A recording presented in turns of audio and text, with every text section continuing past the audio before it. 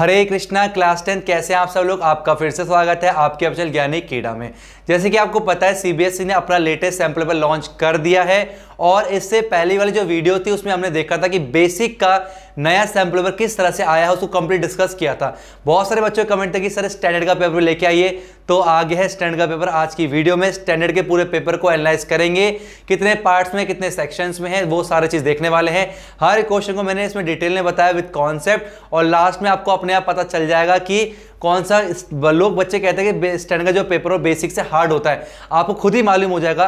जो पहले की जो वीडियो बेसिक है वो भी आप लोगों ने देखनी है, स्टैंडर्ड का ये भी आप लोगों ने देखा है। बेसिक का वीडियो नहीं देखी है, मैं लिंक डिस्क्रिप्शन में दे दूंगा, आपने जाकर दोनों वीडियोस को देखना है ताकि आपको हद तक आइडिया लग जाए और आपके दिमाग से वो डर निकल जाए कि बेसिक और स्टैंडर्ड में बहुत जमीन आसमान का फर्क होता नहीं, जरा सा फर्क होता है, वो आपको दिख जाएगा। ठीक है, अब जो है हमारे पास आपको जो लेटेस्ट सैंपल पेपर है इसके हिसाब से कौन से सैंपल पेपर लेने चाहिए आपको पता है। पहले मैंने एक वीडियो बनाई थी इसके ऊपर समाधान सीरीज जो कि था ब्लू प्लेट एजुकेशन के। हमारे पास ये सैंपल पेपर खुद के होते हैं। ठीक है, मैंने कहा था पहले प्री बुकिंग चल रही है उस समय कहा था, लेकिन अब जो इन्होंने लॉन्च कर दिए हैं आप परचेज कर सकते हो, दोनों मोड पे अवेलेबल है। ये आप ऑफलाइन भी ले सकते हो और हमारे पास क्या है कैश ऑन डिलीवरी या फिर ऑनलाइन भी पे कर सकते हो। लिंक आपको डिस्क्रिप्शन में मिल जाएगी, आप जाके इनके पे सैंपल पेपर को परचेज कर सकते हो।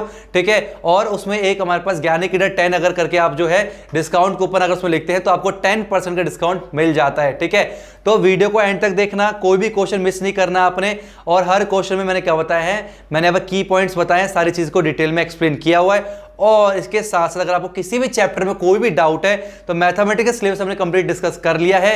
किसी भी चैप्टर में कोई भी प्रॉब्लम है आप लिख सकते हो, चैप्टर का नाम वैज्ञानिक कीड़ा, आपको वीडियो मिल जाएगी। और एग्जाम्पलर में हमने 4 चैप्टर कर लिए हैं, इसके बाद जो वीडियो आएगी एग्जाम्पलर की आएगी चैप्टर 5 की, और जल्दी हम उस सीरीज को भी कंप्लीट कर लेंगे। इसलिए ज्ञानी कीड़ा के साथ जुड़ जाओ और इसके रिगार्डिंग ग्रुप बना हुआ टेलीग्राम का, जिसके लिंक मैं आपको डिस्क्रिप्शन दे दूंगा। कोई भी नई अपडेट होता है हमें वहीं पर देते हैं, तो अभी जाओ और ग्रुप को ज्वाइन कर लो। तो बिना आपको कीमती समय बर्बाद के चलिए चलते हैं वीडियो की तरफ। हरे कृष्णा, तो चलिए स्टार्ट करते हैं हम लोग आज की वीडियो का डिस्कशन।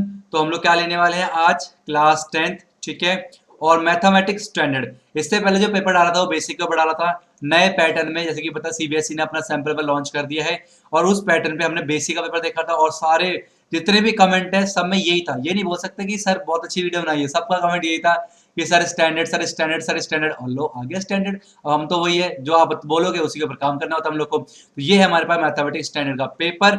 ठीक है, और हमारे पास ये है लेटेस्ट पैटर्न में 2020-21। ठीक, उसके बाद मैक्सिमम मार्क्स कितने रहेंगे, सेम वही है 80 मार्क्स ही रहने वाला है। और ड्यूरेशन जो है 3 घंटे। बहुत ये डाउट रहता है कि सर क्या 3 घंटे इनफ है, यस 3 घंटे मोर देन इनफ है। आप देखोगे पूरी वीडियो को मैंने आपको इसमें समझाया है और खुद से सॉल्व किया, तो भी जो है ये वीडियो मैक्सिमम 2 या 2.5 घंटे की ही बनेगी, उससे ज्यादा नहीं। तो देखो समझाने के बाद अगर 2-2.5 घंटे बने, इसका मतलब 3 घंटे जो होते हैं मोर देन इनफ होते हैं। मैं जरूर बताऊंगा कि जब ये जैसे आपके एग्जाम पास आएंगे ना तो कैसे पेपर को अटेंड करें कि हम लोग 3 घंटे के अंदर जो है हमारे पास पूरा पेपर हो भी जाए और उसमें रिवीजन भी हो जाए। क्योंकि ये बहुत बड़ा जो है फैक्टर रहता है बच्चों के दिमाग में कि सर जो पेपर जो है हम लोग 3 घंटे के ऊपर नहीं अटेंड कर पाते, कुछ ना कुछ जरूर छूट जाता है, तो वो मैं जरूर बताऊंगा। ठीक है, और हर क्वेश्चन को डिटेल में मैंने कॉन्सेप्ट के साथ उसमें बताया है। ठीक है, इससे रिलेटेड अगर कोई भी क्वेश्चन फ्यूचर में आता है तो उसको भी आप डील कर लोगे, इसलिए वीडियो को एंड तक देखना, हर क्वेश्चन को ध्यान से समझना और कॉपी पेन लेके जरूर बैठना। कुछ भी ऐसा जो नया सुनने को मिले, कुछ भी ऐसा जो आपको पहले नहीं पता था अब आपने सुना है, वो चीज को आप नोट करके जरूर लिखे और हर क्वेश्चन को साथ साथ सॉल्व करना ही है। ठीक है, तो हमारे पास पहले जनरल इंस्ट्रक्शन है। आपको पता जैसे कि पहले जो है सेक्शन में डिवाइड हुआ करते थे, सेक्शन ए बी सी और डी में डिवाइड हुआ करते थे। इस बार जो है हमारे पास 2 पार्ट्स में डिवाइड है, पार्ट ए और पार्ट बी। तो पूरे पेपर को 2 पार्ट्स में डिवाइड किया, पार्ट ए और पार्ट बी। ठीक है, अब पार्ट ए में कुछ चीजें हैं और पार्ट बी में है, वो क्या है वो समझते हैं। पार्ट ए में जो हमारे पास 2 सेक्शन है, सेक्शन 1 और सेक्शन 2। ठीक है, सेक्शन 1 में जो है 16 क्वेश्चन रहेंगे जो कि 1 मार्क्स के रहेंगे हमारे पास, और सेक्शन 2 में जो है इस बार सीबीएसई नई चीज ऐड करी है जिसको बोलते हैं केस स्टडी बेस्ड प्रॉब्लम। ये चीज जो है सीबीएसई ने काफी अच्छा किया है। इसमें क्या है, मैथ को हम लोग डेली लाइफ में जो कनेक्ट नहीं कर पाते, लेकिन यहाँ पर 4 ऐसे क्वेश्चन हमारे पे मिलते हैं जिसमें हम लोग जो मैथमेटिक्स जो मैथ्स को हम लोग डेली लाइफ में कैसे डील करें और कहाँ पर उसका इस्तेमाल है, कैसे प्रैक्टिकल हो सकता है, वो हम चीजें यहाँ पर देख रहे हैं। तो ये काफी अच्छा जो है यहाँ पर इन्होंने इंक्लूड किया है। सेक्शन नंबर 2 जिसमें 4 क्वेश्चन रहेंगे, 4 केस स्टडी बेस्ड क्वेश्चन रहेंगे और उन 4 क्वेश्चन में से फर्दर 5 सब पार्ट होंगे उसके, और उन 5 में से किसी कोई 4 को हमें अटेंड करना होगा। ठीक है, इसका मतलब कि हमारे पास जो 16 क्वेश्चन हमारे किसमें, सेक्शन 1 में जो है हमारे पास 16 क्वेश्चन आएंगे जो कि हो गए 16 मार्क्स के, और सेक्शन नंबर 2 में हमारे पास जो है 4 केस स्टडी बेस्ड प्रॉब्लम और एक में 4 क्वेश्चन है। ठीक है, तो 4 इंटू 4 कितना हो गया 16, तो 16 प्लस 16 जो है हमारे पास टोटल जो है 32 मार्क्स का जो है 1 नंबर का तैयार होकर आ जाता है। और आपको पता है 80 में से जो है नॉर्मल 27 के आसपास जो है पासिंग मार्क्स चाहिए होता है। अब देखो 32 तो 1 मार्क्स के आंसर ही हो गए, जो कि देखो कितना ईजी कर दिया है इस बार। पूरी तैयारी है सीबीएसई की तरफ से ताकि किसी भी बच्चे को कोई भी प्रॉब्लम ना आए, कोई भी प्रेशर ना आए उसके अंदर। और साथ एक और बात चल रही है कि और शायद रिडक्शन हो सकता है आपके एग्जाम्स में, ठीक है। तो अब हमारे पास क्या है, पार्ट बी। पार्ट बी में क्या है देखो ध्यान से, पार्ट बी में हमारे पास 21 से 26 जो है हमारे पास वो वेरी शॉर्ट आंसर है जो कि 2 मार्क्स के रहेंगे हमारे पास। 27 से 33 शॉर्ट आंसर टाइप जो कि 3 मार्क्स के रहेंगे। और 34 से 36 तीन क्वेश्चन जो है लॉन्ग आंसर टाइप में, जो कि इस बार नया इंक्लूड किया है। 5 मार्क्स का क्वेश्चन जो है पिछले पैटर्न के हिसाब से नहीं होता था, इस बार 5 मार्क्स का जो क्वेश्चन है वो इंक्लूड किया गया है। तो 5 मार्क्स इसमें जो है 3 क्वेश्चन आपके पास रहेंगे जो कि 15 मार्क्स का वेटेज हो जाता है, ठीक है। ये सारी बातें और चीजों करते करते जो है कुछ यहाँ पर इंपॉर्टेंट बातें लाइफ से रिलेटेड, जैसे कि आपकी की कैसे हम लोग जो अभी तक पढ़ना शुरू नहीं किया कैसे पढ़ सकते हैं हम लोग, ठीक है। और बहुत सारे कैलकुलेशन कैसे इजी करें, मैंने और भी बहुत सारे प्रॉब्लम जो होते हैं हमारे पास, वो सारी चीजों को बीच बीच में डिस्कस करते चलेंगे। इसलिए वीडियो को बिल्कुल छोड़ना नहीं है, एंड तक जरूर देखना, क्या पता कौन सी बात जो है आपके लिए इंपॉर्टेंट निकले। चलिए चलते हैं अब सीधा सेक्शन की तरफ, पार्ट ए का सेक्शन ए, ठीक है। ये रहा, तो पहला क्वेश्चन हमारे पास क्या है, if X Y is equal to 180, X और वाई को दो नंबर है, उन दोनों को मल्टीप्लाई करने पर 180 निकल के आया है, और उन दो नंबर का एचसीएफ दे रखा 3, तो एलसीएम क्या होगा बताइए, ठीक है। ये क्वेश्चन जो है बहुत बार हम लोग कर चुके हैं, जो बच्चे लगातार वीडियोस देखते आ रहे हैं। इससे पहले मैंने बेसिक का स्टैंडर्ड का दोनों का पेपर मैंने अपलोड किया था। अब बहुत बच्चे पूछते हैं कि सर बेसिक स्टैंडर्ड में क्या डिफरेंस होता है, तो उन दोनों पेपर को अगर सही से एनालाइज कर लोगे ना तो आपको पूरा पता चल जाएगा कि कोई ज्यादा फर्क नहीं होता है। स्कूलों में बच्चों को थोड़ा डराया जा रहा है कि स्टैंडर्ड मत लो, बहुत डिफिकल्ट, ऐसा कुछ नहीं है। अगर आप ज्ञानी की हर वीडियो को अगर सही से फॉलो कर रहे हैं तो आप पाओगे कि कोई भी मुश्किलें नहीं आने वाली है। शर्त क्या है, लेकिन सारी वीडियोस को जो टीचर यहाँ पे बोल रहे हैं आपको उसे फॉलो करना पड़ेगा, ठीक है। अब देखते हैं इस क्वेश्चन के पीछे की पॉइंट क्या रहने वाला है। कोई भी अगर हमारे पास दो नंबर है, ठीक है, मान लीजिए हमारे पास दो नंबर है ए कॉमा बी, ठीक है। तो दो नंबर है ए कॉमा बी, उन दो नंबर का LCM, LCM of A comma B and HCF है ना ऑफ ए कॉमा बी, ठीक है। तो हमारे पास क्या होता है, LCM of A comma B multiply HCF of A comma B is equal to आता है ए मल्टीप्लाई बी, ठीक है। दो नंबर का एलसीएम उन्हीं दो नंबर का एचसीएफ जो है उन दो नंबर के प्रोडक्ट के बराबर होता है। ये हमारे पास क्या है की पॉइंट है, इसे आप लोग याद रख सकते हो, ठीक है।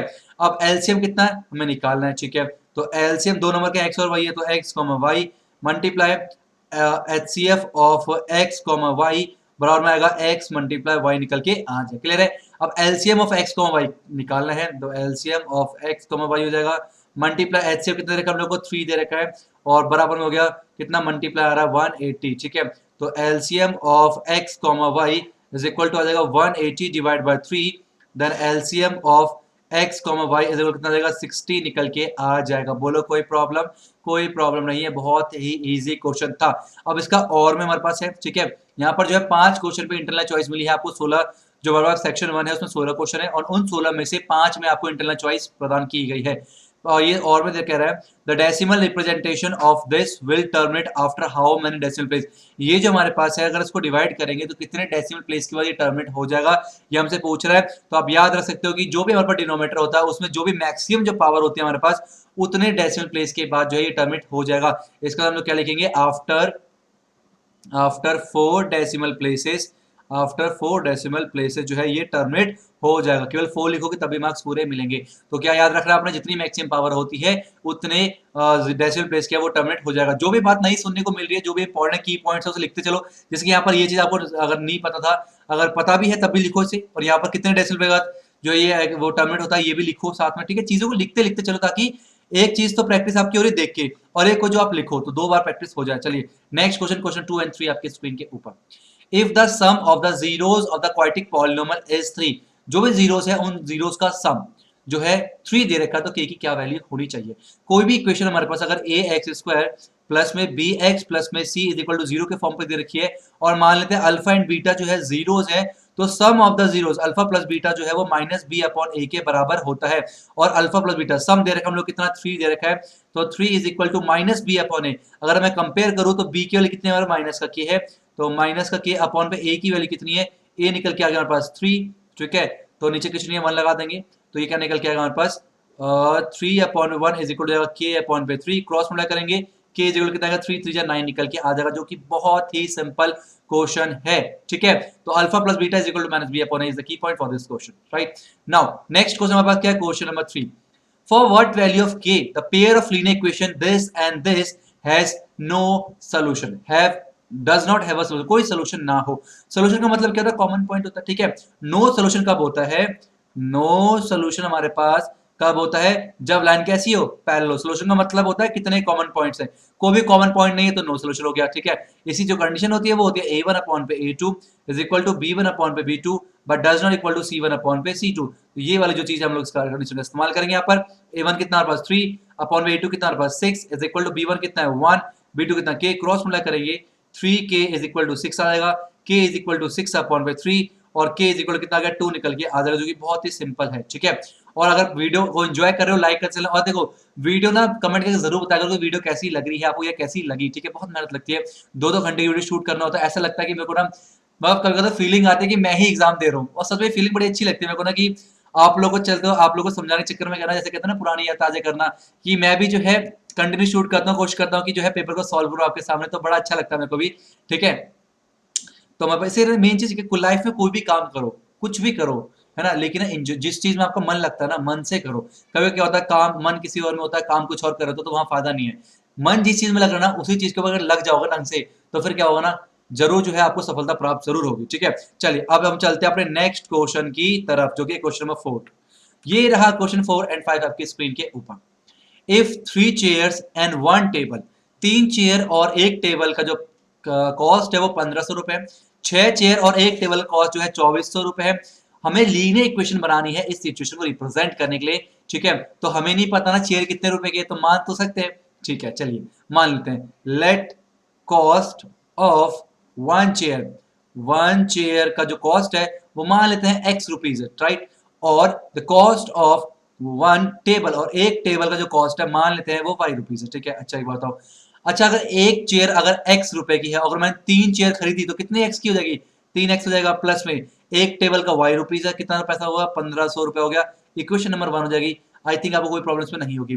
फिर आगे कह रहा है 6 चेयर खरीदी मैंने, तो एक चेयर का कीमत x रुपीज, 6 चेयर कितना हो जाएगा 6x, प्लस में एक टेबल y, टोटल कॉस्ट हो गया 2400 रुपए। ये हो जाएगा इक्वेशन नंबर 2, और ये हमने रिप्रेजेंट कर दिया से पेयर ऑफ लीनियर इक्वेशन पे। ठीक है, इतना ही करना था। अगर सॉल्व करना तो कोई दिक्कत नहीं, आपको पता है 2 मेथड आपके पास, या तो आप सब्स्टिट्यूशन मेथड का इस्तेमाल करो या फिर एलिमिनेशन मेथड का इस्तेमाल करो। क्रॉस मल्टीप्लिकेशन मेथड जो है वो रिमूव कर दिया गया है, तो 2 मेथड है, किसी का भी इस्तेमाल कर सकते हो। नाउ नेक्स्ट हमारे पास क्वेश्चन नंबर 5 एपी से, चैप्टर नंबर 5 से, which term of the AP is 0, AP का कौन सा टर्म 0 होगा, कौन सा टर्म एन पूछ रहा है 0 होगा, ए एन दे रखा है, राइट। तो a n is equal to 0, a is the first term 27, d is the 20 common difference 24 minus 27 is equal to minus का 3, and we have to find out the value of n. ठीक है, we know that a n is equal to a plus में n minus 1 multiply d. ठीक है, तो ये हमारे पास क्या है, फॉर्मूला है। ठीक है, an कितना 0 दे रखा है, 0 इज इक्वल टू a कितना हो गया 27 हो गया, प्लस में n कितना है नहीं पता, इनटू d कितना हमारे पास माइनस का 3 हो जाएगा, 27 हो जाएगा माइनस का 27 इज इक्वल टू हो गया n माइनस 1 मल्टीप्लाई माइनस का 3, मल्टीप्लाई की चीज वहां जाकर डिवाइड हो जाती है, तो माइनस का 27 डिवाइड बाय माइनस का 3 इज इक्वल हो जाएगा n माइनस 1, कैंसिल हो गया 3 9 जा 27 is equal to n minus का 1, 9 प्लस में 1 इज इक्वल टू n हो गया, और n के लिए निकल के गए 10, जो कि बहुत ही इजी था। इसका मतलब 10th टर्म जो होगा वो 0 अवश्य होगा। ठीक है, नाउ हम चलते हैं नेक्स्ट क्वेश्चन, क्वेश्चन नंबर 6, और इसका और पार्ट में भी क्वेश्चन वो भी डील कर लेते हैं। ठीक है, यहाँ पर ये बोला गया कि in an arithmetic progression if d is equal to minus का 4 n इतना है, then find the value of a। तो हम लोग को पता है a n is equal to the a plus में n minus 1 multiply d, a n is given 4, a दे रखा हम लोग को निकालना है, n दे रखा 7 माइनस 1 इंटू डी कितना है माइनस का 4। ठीक है, उसके बाद देखिए ध्यान से क्या करना पड़ेगा, तो 4 इज इक्वल टू जाएगा a प्लस में 7 में से 1 क्या आया 6, तो 6 मल्टीप्लाई माइनस का 4, 6 4 जा 24, राइट, माइनस का 24 माइनस का 24 इधर हो जाएगा प्लस का 24 इज इक्वल टू a हो जाएगा, 24 में 4 जोड़ेंगे 28 आ जाएगा, 28 इज इक्वल टू a की वैल्यू 20 निकल के आ गई। ठीक है, बोलो समझ में आया। ठीक है, अब हम चलते हैं अपने नेक्स्ट क्वेश्चन नंबर 6 की तरफ।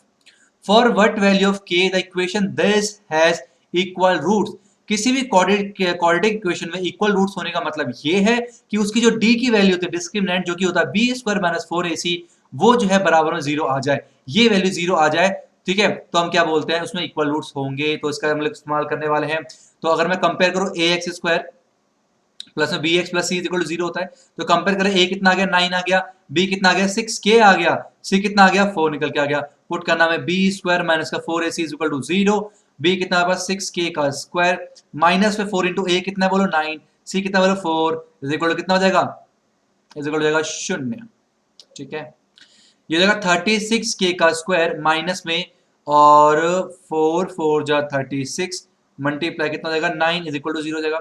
36 कॉमन कर लेंगे, 36 कॉमन के कितना आएगा के स्क्वायर माइनस में 9 इज इक्वल टू 0, 30 वहां जाएगा 0 हो जाएगा, 30 के स्क्वायर माइनस में 9 इज इक्वल टू 0 हो जाएगा, माइनस का 9 वहां जाके प्लस का 9 स्क्वायर वहां जाके बन जाता है रूट, प्लस माइनस के वैल्यू आ गई प्लस माइनस 9 निकल के आ जाएगी, तो के की वैल्यू प्लस का 9 भी हो सकती है, माइनस का 9 भी हो सकता है। आई होप आपको क्लियर हो गया होगा। अब हम चलते हैं अपने नेक्स्ट क्वेश्चन, क्वेश्चन नंबर 7 की तरफ। और आप बहुत सारे बच्चे पूछ रहे थे कि सर लेटेस्ट सैंपल पेपर के हिसाब से हमें कौन सा चीज करना चाहिए, तो अभी मैं आपको याद होगा मैंने पहले वीडियो बनाई थी समाधान सीरीज के ऊपर, जो कि ब्लू कार्ट एजुकेशन की तरफ से था, पब्लिकेशन की तरफ से था, तो वहां पर उसके सैंपल ने रिव्यू किए थे और उन्होंने अपने लेटेस्ट पैटर्न के हिसाब से जो कि सीबीएसई लॉन्च किए हैं उसको ध्यान में रखते हुए अपने सैंपल पेपर को मार्केट में पब्लिश कर दिए है, तो वो अवेलेबल है, आप जाके परचेस कर सकते हो। दोनों मोड पे अवेलेबल है, कैश ऑन डिलीवरी भी है और आप ऑनलाइन पेमेंट भी कर सकते हो। तो उसकी बुकिंग शुरू हो चुकी है, आप बुक अवेलेबल हो रही है, तो आप उसे परचेस कर सकते हो। उसकी लोग लिंक जो है वो मैं आपको डिस्क्रिप्शन दे दूंगा, ठीक है, और अपने फ्रेंड्स वगैरह में भी जरूर शेयर कर देना, ठीक है। चलिए क्वेश्चन 7 देखते हैं। बोला find the root of this equation, ये इक्वेशन इसके रूट्स निकालें। रूट्स का मतलब क्या होता है, वेरिएबल की वैल्यू निकालना। अब रूट्स निकालने के दो तरीके हैं, या तो मिडिल टर्म स्प्लिट से निकालो या फिर क्वाड्रेटिक फॉर्मूला से, जिसकी जैसी श्रद्धा वैसे काम करना है, ठीक है। तो हमारे पास क्या है, एक्स स्क्वायर प्लस में 7x प्लस में 10, मैं करूंगा मिडिल टर्म स्प्लिट से, इज इक्वल टू 0, मल्टीप्लाई करने में 10 और वैसे 7 आना चाहिए, तो हो गया 5 2 10, 5 प्लस 2 7, इस तरह से हो गया। तो ये एक्स स्क्वायर प्लस में 5x प्लस में 2x प्लस में 10 इज इक्वल टू 0, पेयर बनाएंगे, x कॉमन करेंगे, x प्लस में 5 आ जाएगा, प्लस में 2 कॉमन करेंगे, x प्लस में 5 आ जाएगा इज इक्वल टू 0, यहाँ भी x प्लस 5, यहाँ भी x प्लस 5, x प्लस 5 को कॉमन कर लेंगे और बचा x प्लस में 2 इज इक्वल टू 0, एक बार x plus 5 is equal to 0 करेंगे और एक बार x प्लस में 2 इज इक्वल टू 0 करेंगे, यहाँ से x निकल के आ गया माइनस का 5 और यहाँ से x निकल के आ गया माइनस का 2, और यही निकालने के लिए हमें बोला गया था फाइंड आउट द जीरोस, और हमने निकाल दिया है। और हमें और में भी एक क्वेश्चन का उत्तर देना है, और वो क्वेश्चन क्या है, वो ये फॉर व्हाट वैल्यू ऑफ ए की किस वैल्यू के लिए ये जो क्वाड्रेटिक हमें दे रखी है हैज नो रियल रूट्स, कोई रियल रूट्स ना हो। Very important question. No real root का मतलब ये होता है डी की वैल्यू अगर 0 से छोटी आती है, जब जब डी नेगेटिव आता है तो नो रियल रूट्स होता है, और डी क्या होता है, बी स्क्वायर माइनस में 4ac जो है वो नेगेटिव मतलब 0 से छोटा है, तो हमारे पास नो रियल रूट्स होता है। अब वैल्यू पुट करेंगे तो हमारे पास क्या 30a है हमारे पास, ये देखो ध्यान से, a कितना हमारे पास 30a, ठीक है, b कितना हमारे पास माइनस का 6 और c कितना हमारे पास 1 है, b स्क्वायर मतलब माइनस 6 का स्क्वायर 4 इंटू ए इंटू सी, 4 इंटू ए इंटू पर सी इज लेस देन 0, 36 माइनस में और 4 से 12 ए लेस देन 0, ये वहां जाएगा हमारे पास कितना हो जाएगा,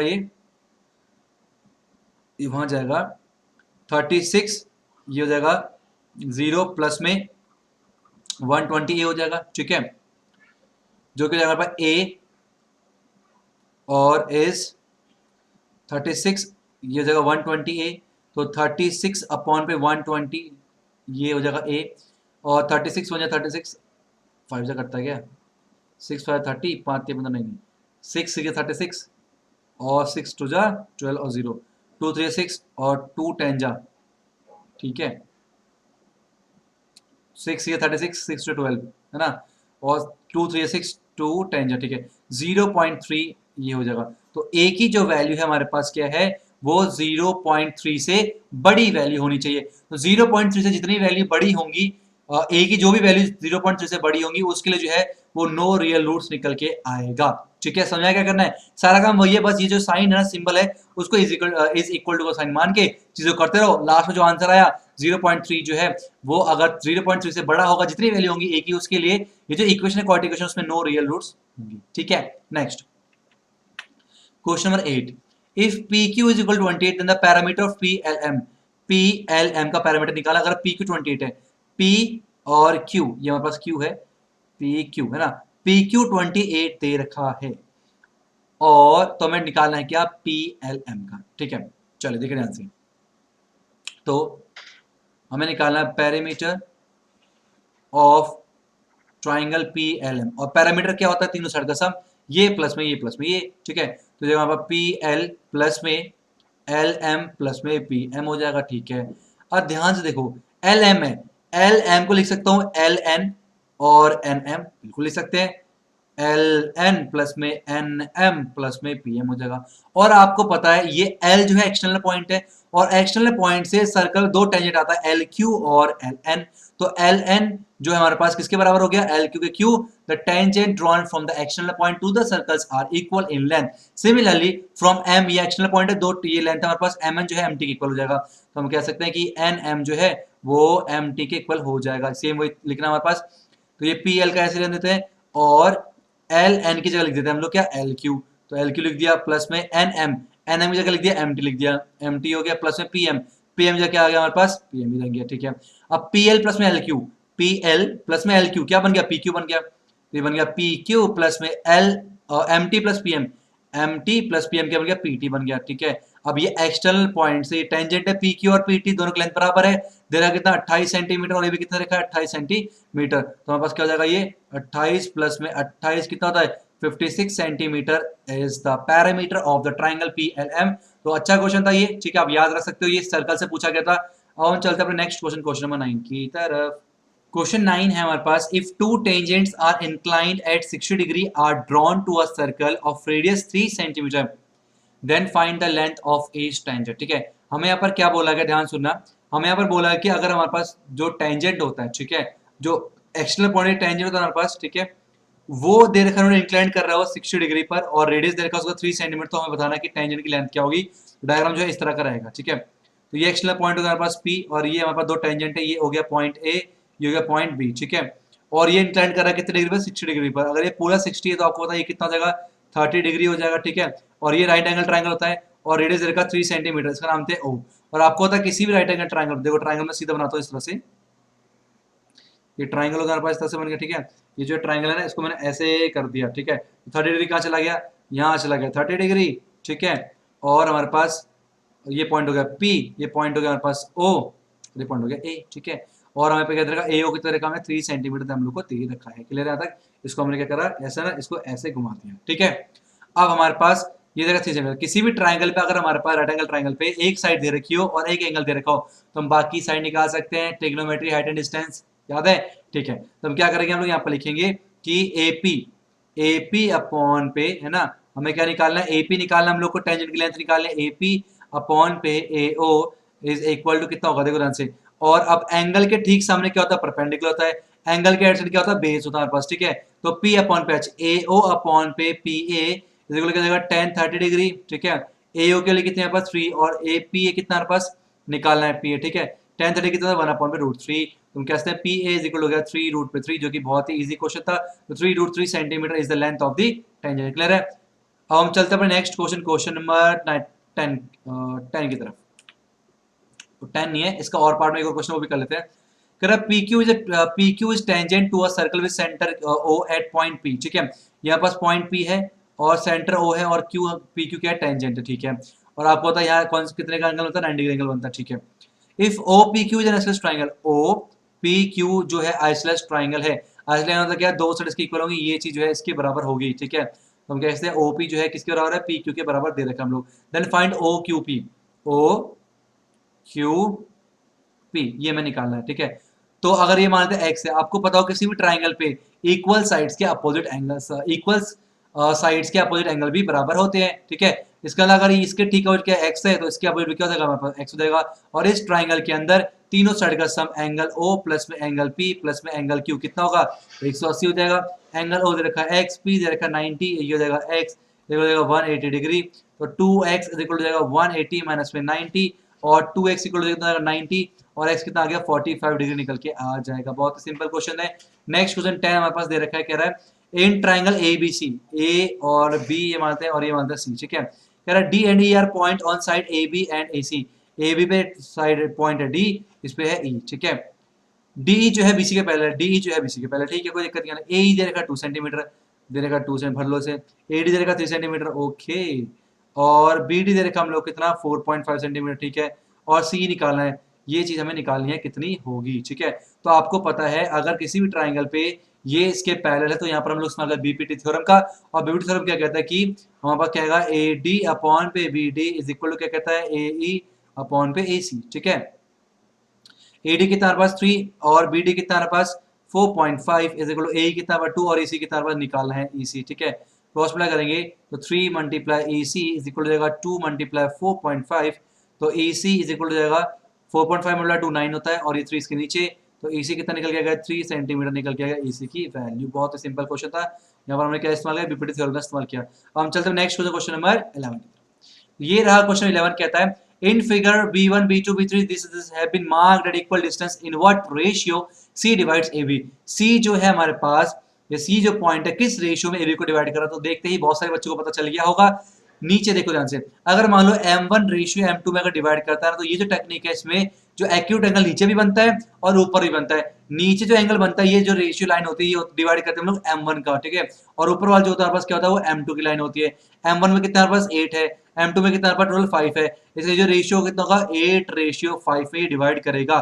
सी पॉइंट किस में डिवाइड करेगा 8:5 पे, ठीक है। ये तरीका होता है किसी भी लाइन सेगमेंट को डिवाइड करने का, कंस्ट्रक्शन में सिखाया जाता है। अगर आपने वीडियो नहीं की है देखिए, लिंक आपको डिस्क्रिप्शन में मिल जाएगी, आप जाके वीडियो देख सकते हो, ठीक है। तो ये हमारे पास याद रखना, आप नीचे वाला m1 होता है ऊपर वाला m2 होता है, 8:5 में डिवाइड किया गया, ठीक है। 12 साइन ए कॉस बी दे रखा 1 और ए दे रखा 30 डिग्री, तो v एक्यूट एंगल तो b की क्या वैल्यू होगी, ठीक है। साइन ए 30 है तो वैल्यू पुट करते हैं साइन 30 डिग्री, ठीक है, और प्लस में cos B is equal to 1 दे रखा है। साइन 30 होता है 1/2 और प्लस में cos B is equal to जाएगा 1, तो कॉस बी हो जाएगा हमारे पास 1, माइनस में 1/2 नीचे 1 लगाएंगे तो cos B is equal to जाएगा 2 माइनस में 1/2, तो हम कह सकते हैं cos B is equal to जाएगा 1/2। तो cos b 1/2, cos 1/2 कब होता है, वो होता है हमारे पास cos किस पे 60 डिग्री पे होता है, ठीक है। तो b की जो वैल्यू कितनी आ गई 60 डिग्री निकल के आ गई। क्लियर, यहाँ तक समझ में आया। ऐसे भी कर सकते थे, इसे एक तरीका से और था वो भी कर सकते हैं, बता दूं क्या, चल छोड़ो, इधर ये सही है, b कितना आ गया 60 डिग्री आ गया। नाउ चलते हैं नेक्स्ट क्वेश्चन 13 और 14 की तरफ। कह रहा है if x is equal to this and y is equal to this find the x plus Y. Okay, x plus Y निकालना है, x कितना है 2 sin square theta plus y कितना है 2 cos स्क्वायर थीटा प्लस 1 है, ठीक है। 2 यहाँ पर भी कॉमन कर लो, 2 कॉमन किया आया sin स्क्वायर थीटा प्लस में cos स्क्वायर थीटा प्लस में 1 आया, और हमको पता है sin square theta plus cos square theta कितना होता है, आइडेंटिटी है ये 1 होता है, तो 2 मल्टीप्लाई 1 प्लस में 1, 2 1 जा 2 प्लस 1 कितना आ गया 3 निकल के आ गया, जो कि बहुत ही नकली क्वेश्चन था। In a circle of diameter 42 centimeter, if an arc subtend an angle of 60 degree at the center, then what will be the length of an arc? तो लेंथ ऑफ एन आर का जो formula होता है वो theta upon 360 into 2 pi R होता है, ठीक है। चीजों को लिखते चलना साथ साथ में। लेंथ ऑफ एन निकालना, थीटा कितना रहेगा 60 डिग्री, 360 हो गया मल्टीप्लाई 2 इंटू पाई के लिए हो गया 22/7 इंटू रेडियस। डायमीटर अगर 42 है तो रेडियस कितना होगा 21 हो जाएगा, ठीक है। 7 3 जा 21 और ये खत्म, 6 6 जा 36, तो 3 2 जा 6, 3 1 जा 3, 2 से 2 गया कितना था 22, तो 22 centimetre is the arc of the, ठीक है। ये जो चीज है की पॉइंट आप याद रख सकते हो, length of an arc is equal to theta upon 360 multiply 2 pi R. Now हम चलते हैं नेक्स्ट क्वेश्चन, क्वेश्चन नंबर 15 और 16 की तरफ। 12 solid sphere of same radii are made by melting a solid metal sphere of base radius इतना and height इतना, find the diameter of each sphere। कह रहा है 12 स्पेयर का जो है पिघाल कर एक सिलेंडर बनाया। इसका देखो जब भी पिघालने वाला केस होना रिकास्ट और रिफॉर्म पे तो वॉल्यूम सेम होता है, इसका मतलब volume of 12 spheres is equal to क्या होगा वॉल्यूम ऑफ सिलेंडर के बराबर हो जाएगा, ये ध्यान रखना, ठीक है। अच्छा, एक स्पेयर का जो वॉल्यूम होता है वो होता है 4/3 पाई आर का क्यूब, 12 का पूछा तो 12 से मल्टीप्लाई करना पड़ेगा। वॉल्यूम सिलेंडर होता है पाई आर स्क्वायर एच होता है, ठीक है। ये खत्म हो जाएगा 3 4 12 4 16 pi r cube is equal to pi और आर स्क्वायर, आर कितना रहेगा डायमीटर का 2 सेंटीमीटर रेडियस हो जाएगा 1, तो 1 इंटू एच कितना रहेगा 16, ठीक है। ये हो जाएगा हमारे पास पाई से पाई कैंसिल 16 कैंसिल, आर का क्यूब इक्वल कितना जाएगा 1 हो जाएगा और क्यूब आ जाएगा बन जाएगा क्यूब रूट, आर निकल के आ जाएगा cube root of 1 multiply 1 multiply 1, R के लिए आगे 1 सेंटीमीटर निकल के आ जाएगा। इसका मतलब 12 सॉलिड स्फीयर जिसका रेडियस कितना 1 सेंटीमीटर है पिघालेंगे तो फिर निकल के आता है। डायमीटर पूछा है, रेडियस अगर 1 है, डायमीटर कितना होता है, डायमीटर इज होता है हमारे पास ट्वाइस ऑफ रेडियस, तो 2 मल्टीप्लाई 1 कितना, 2 1 जा 2 निकल के आगे। बोलो कोई प्रॉब्लम नहीं है। Now next question 16, find the probability of getting a doublet in throw a pair of dice. Doublet का मतलब है जब हम दो डाइस को फेंकते हैं, पास को फेंकते हैं, तो वहां पर 36 आउटकम्स आते हैं, 1 1 1 2 1 3 1 4 ऐसे करके। तो डबलेट पूछा है, डबलेट मतलब क्या है, दोनों में 1 आए, दोनों में 2 निकल के आए, दोनों में 3 निकल के आए, दोनों में 4 निकल के आए, दोनों में 5 आए और दोनों में 6 निकल के आ जाए। कितने बार ऐसा होता है, फेवरेबल कितना है, 6 है। तो प्रोबेबिलिटी जो है डबलेट आने की वो हो जाएगा 6 अपॉन पे टोटल 36, जो कि हो गया 1/6 के बराबर। बोलो कोई प्रॉब्लम। अब इसका और पार्ट में एक और क्वेश्चन है, क्वेश्चन 16 का हमारे पास, वो ये है कि find the probability of getting a black queen when a card is drawn at random from the well shuffled pack of 52 cards. Black queen आने की प्रोबेबिलिटी बतानी है। क्वीन जो है 4 होती है, 4 में से 2 रेड क्वीन होती है और 2 ब्लैक क्वीन होती है, ठीक है। तो प्रोबेबिलिटी निकालेंगे इसकी ब्लैक क्वीन की, तो ब्लैक क्वीन, ठीक है, काली रानी कितनी है, 2, और टोटल कितना 52, 1/26 हो जाता है, ठीक है। अब हमारे पास क्या है, हमारा 16 हो गया पार्ट ए का सेक्शन 1 खत्म हो गया। अब आता है हमारे पास सेक्शन नंबर 2। अब हमारे पास है केस स्टडी बेस्ड प्रॉब्लम। बिल्कुल ध्यान सुना, ये नई चीज ऐड हुआ इस बार। क्या है केस स्टडी बेस्ड प्रॉब्लम, पहले कुछ उन्होंने कहानी बता रखी है। ये कहानी इसलिए ताकि आपको डिस्ट्रैक्ट कर सके, ताकि आपको थोड़ा टाइम खा सके, इसलिए कहानी दे रखी है, ज्यादा इंपॉर्टेंट नहीं है ये।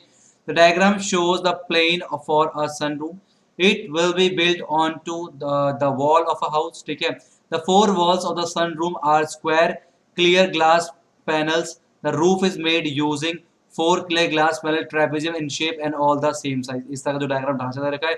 One tinted glass panel half a regular octagon in shape. ये कुछ अजीब सा हमारा दे रखा है, ठीक है, जो कि इंपॉर्टेंट नहीं है, हटाओ इसे। Refer to the top view. Find the mid point of the segment joining this and this. ये अगर दो जे दे रखा है 6,17 और आई दे रखा 9,16, तो इन दो के जो है मिड पॉइंट क्या होंगे। आप अगर ये x1 है और ये y1 है और ये हमारे पास x2 है और ये y2 दे रखा है, मिड पॉइंट जो होता है हमारे पास x क्या निकल के आता है, वो 6 + 9/2 आएगा, जो कि आएगा 9 से 15/2, है ना। ये निकल के x के लिए y कितना आएगा हमारे पास 17 प्लस में 16/2, 17, ये कितना 6 6 12 13, 33/2 निकल गया, 33/2 और निकल गया 15/2, जो कि है ऑप्शन नहीं, ऑप्शन नहीं है, ये option number 3 is the correct answer. Now चलते हैं नेक्स्ट बी पार्ट पे। The distance to P from Y axis is. हमारे यहाँ पर ना ये ओरिजिन दे रखा है इन लोगों ने, और ये हमारे पास वाई एक्सिस है यहाँ से यहाँ तक, और ये पूरा क्या है, ये एक्स एक्सिस है, ये वाई एक्सिस है। इसलिए क्या बोला हमारे पास, बोला distance of point P from Y axis. Y axis से पी तक का दूरी कितना होगा हमारे पास, तो ये देखिए आंसर क्या है, 1 2 3 4, कितना होगा 4 यूनिट होगा। तो आंसर क्या है, option 1 is the right answer. The distance between point A and S. A और एस के जो कितना डिस्टेंस है, ए ये रहा हमारे पास, एस ये रहा, कितना डिस्टेंस देखिए ध्यान से, 1 2 3 4 5 6 7 8 9 10 11 12 13 14 15 16 16 हमारे पास डिस्टेंस है, जो कि हो गया। बहुत सिंपल सिंपल क्वेश्चन दे रखे हैं। Find the coordinates of the point which divides the line segment A and be in ratio 1,3। पहले हमें ए और बी के कोऑर्डिनेट्स निकालने पड़ेंगे, और फिर ए जो देखा उन्होंने, पहले ए के कोऑर्डिनेट्स निकाल दिए ध्यान से। ए हमारे पास क्या है, ये एक्स है, एक्स में कितना हमारे पास ए 1 है, और वाई में कितना है 1 2 3 4 5 6 7 8, 1,8 हमारे पास निकल के आएगा, 1,8। बी देखते हैं हमारे पास कितना निकल के आया, बी हमारे पास ये वाला पॉइंट, ठीक है।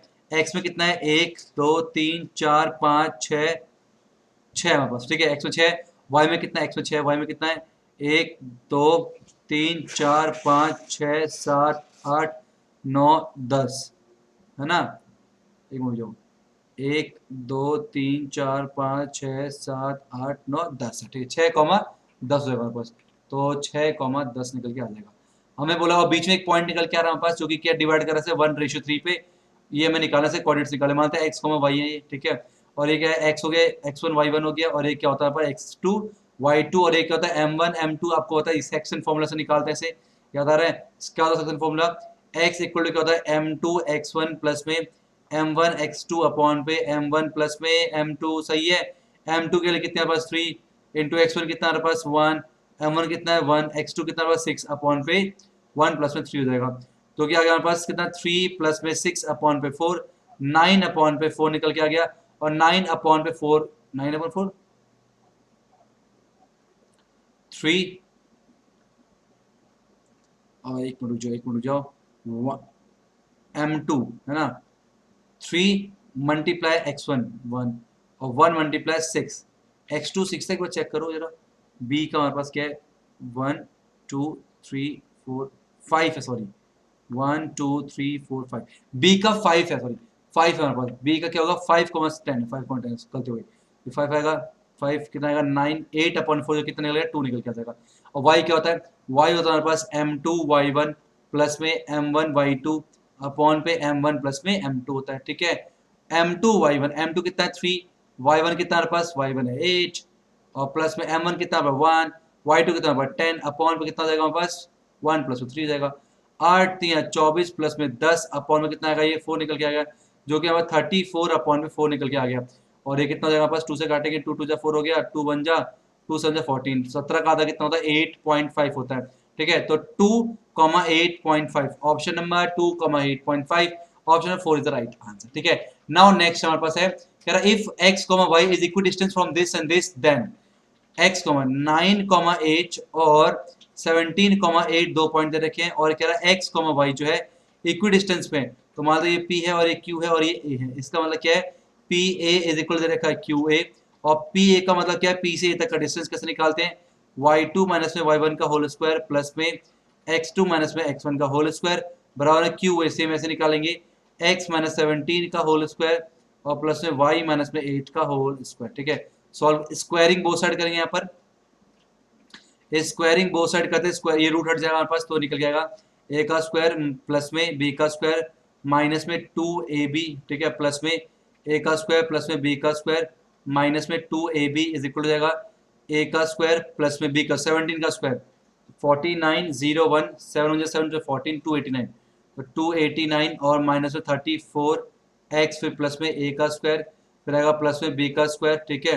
और उसके बाद y माइनस 8 दोनों जगह आ रहा है क्या, ठीक है, y स्क्वायर 64 और उसके आएगा माइनस में 16 y, ठीक है।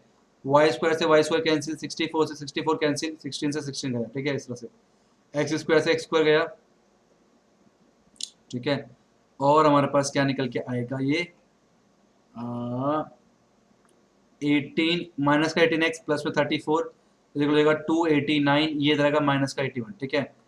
34 में से 18 गए कितना आएगा 6 16 है ना, 16 8, ठीक है 16x, ठीक है 16x इज इक्वल टू 9 से गया 8 208 हो गया ना, 4 से 4 चौक 16 4 पंचे 4 पंचे 20 4 दुनिया 8, ठीक है 49, x कितना आ जाएगा पास 40 52 अपॉन 4 आ गया, क्योंकि x कितना आ गया पास 13 निकल गया, तो x माइनस का 13 इज इक्वल टू 0 निकल के आएगा, जो कि हमारे पास क्या है option 2 is the right answer, ठीक है। नाउ चलते हैं अपने नेक्स्ट केस स्टडी में, case study base 2, scale factor and similarity क्या क्या होता है। स्केल फैक्टर क्या होता है समझाया इन्होंने, a scale drawing of an object is same shape as the object but different size।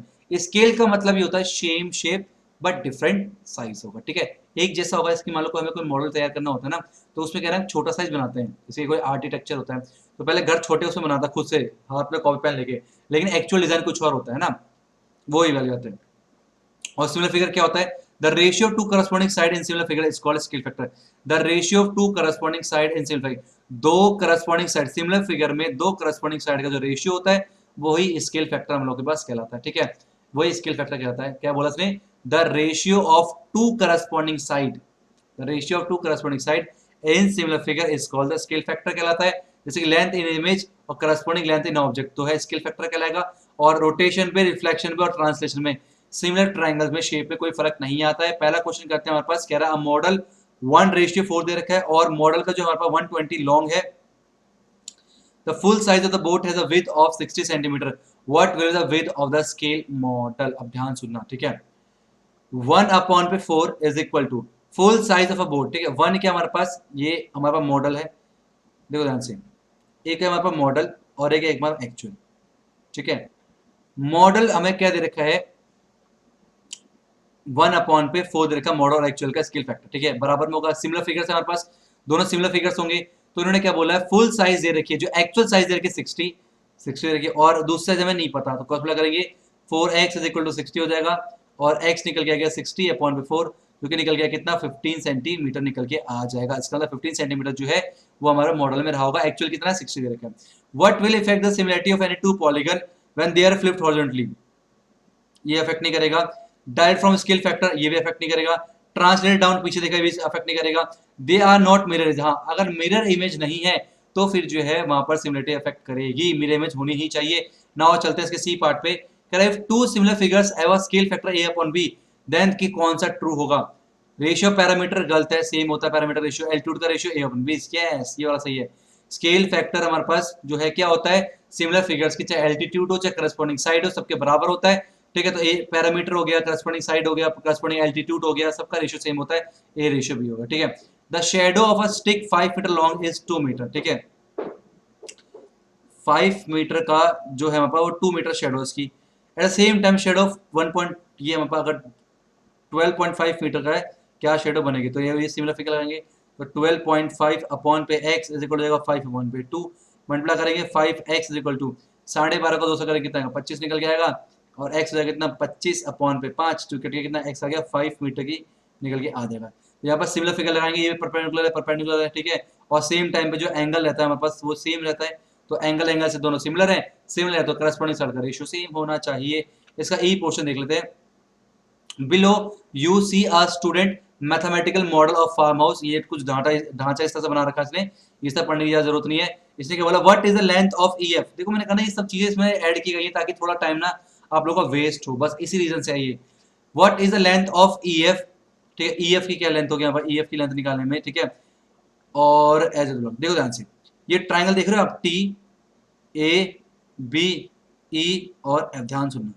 E F जो है वो ए बी के पैरेलल है,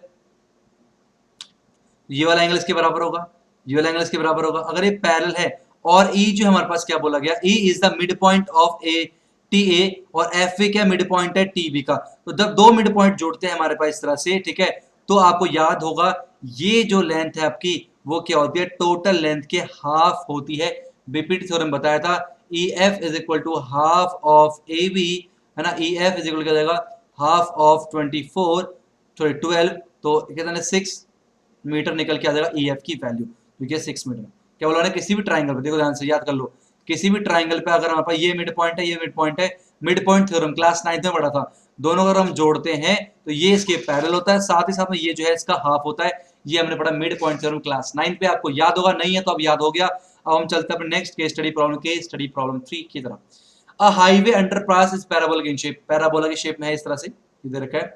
अब parabola is a graph of result, देखो पैराबोला क्या ना, ध्यान सुनना, ये क्या क्वाड्रेटिक क्वेश्चन है, क्या ये क्वाड, जैसे कि हमें आपको पता है लीनियर पेयर, जैसे ए एक्स प्लस में बी वाई प्लस में सी इज इक्वल टू 0, ये क्या है ये हमारे पास लीनियर इक्वेशन 2 बराबर है। इसका ग्राफ बनाते हैं तो निकल के आता है स्ट्रेट लाइन, क्या निकल के आता है, स्ट्रेट लाइन निकल के आता है। इसी तरह से अगर हम क्वाड्रेटिक इक्वेशन का अगर हम ग्राफ बनाते हैं तो जो शेप निकल के आता है उसे बोलते हैं पैराबोला बोलते हैं। अब यहाँ पर कुछ क्वेश्चन पूछा गया है, if the highway overpass is represent by this then its zeros are. अगर ये दे रखा है एक्स स्क्वायर माइनस में 2x माइनस में 8, तो जीरो पूछ रहा है, तो माइनस का 8 माइनस का 2, ठीक है, माइनस का 4 मल्टीप्लाई 2 माइनस का 4 प्लस में 2, एक्स स्क्वायर माइनस का 4x प्लस में 2x माइनस का 8 हो जाएगा, x माइनस में 4 प्लस में 2 x माइनस में 4 हो जाएगा, x प्लस में 2 एक तरफ कर लेंगे, x माइनस 4 एक तरफ कर लेंगे, बराबर 0 आ जाएगा। x प्लस में 2 इज इक्वल टू 0, और एक बार x minus 4 is equal to 0, x आ गया माइनस का 2 और यहाँ से x आ गया 4, चेक करो भाई माइनस 2 और 4 कहां पर है। ओके देखो गड़बड़ है यहाँ पर, देखो x minus 4, x minus 4 common करेंगे तो आएगा कितना, x प्लस में 2 निकल गया, पहले माइनस 4 आया, यहाँ से आएगा x के लिए 4 और यहाँ से आएगा x के लिए कितना माइनस का 2, देखो ये अफेक्ट करता है, तो 4 कॉमा माइनस का 2 इज द आंसर, जो कि हो गया option number second. The highway overpass is represent graphically, ठीक है। zeros of the polynomial can be expressed graphically, number of zeros of the polynomial is equal to the number of point where the graph the polynomial intersect x axis is the right answer। याद है आपको जो हमने पढ़ा था, अगर आपने ध्यान से देखा होगा सेकंड चैप्टर में, कोई भी ग्राफ अगर हम बनाते हैं उसके जीरोस कैसे काउंट होते हैं कि वो x एक्सिस पे कितनी बार कट कर रहा है, ठीक है। ऐसे हमारे पास क्या होता है, वो किस पे डिपेंड करता है, x एक्सिस पे कितनी बार कट कर रहा है उस पर डिपेंड करता है। ये हो गया option number 1 is the right answer. Now चलते हैं इसके सी पोर्शन पे। Graph of a quadratic polynomial is parabola, अभी मैंने पढ़ा। The representation of highway pass through the zero, इतना and if 1 0 is 6 and sum of zeros is 0, ठीक है, देखो ध्यान से। अल्फा प्लस में बीटा दे रखा कितना 0, सम ऑफ जीरोस, और अल्फा दे रखा कितना 6, तो बीटा कितना देगा, बीटा इज इक्वल टू देगा हमारे पास, अगर अल्फा 6 दे रखा 6 प्लस में beta is equal to 0, beta देगा -6। अल्फा 6 है, बीटा -6 है, ठीक है, ये दे रखा है। तो कह रहा है इक्वेशन बतानी है हमें क्या होगा, और इक्वेशन क्या होती है हमारे स्टूडेंट्स, इक्वेशन हमारे पास होती है एक्स स्क्वायर माइनस में अल्फा प्लस में बीटा इंटू एक्स, और प्लस में होता है alpha into beta is equal to 0। तो एक्स स्क्वायर माइनस में अल्फा प्लस बीटा 6 प्लस में -6 इंटू पर x alpha into beta 6 into -6 is equal to 0। X square ये 0 हो गया, -0 एक्स -36, तो x square -36 is equal to 0, जो कि हमारे पास option number second is the right answer, ठीक है। The number of zeros of the polynomial, कितने जीरोस होंगे, देखो अगर हमारे पास क्या है x माइनस में 2 का होल स्क्वायर प्लस में 4 है, इसे ओपन करेंगे, एक्स स्क्वायर प्लस में b का स्क्वायर माइनस में 2ab प्लस में 4, एक्स स्क्वायर माइनस में 4x प्लस में 8 इज इक्वल टू 0, हमारे पूछा गया इस तरह से, ठीक है।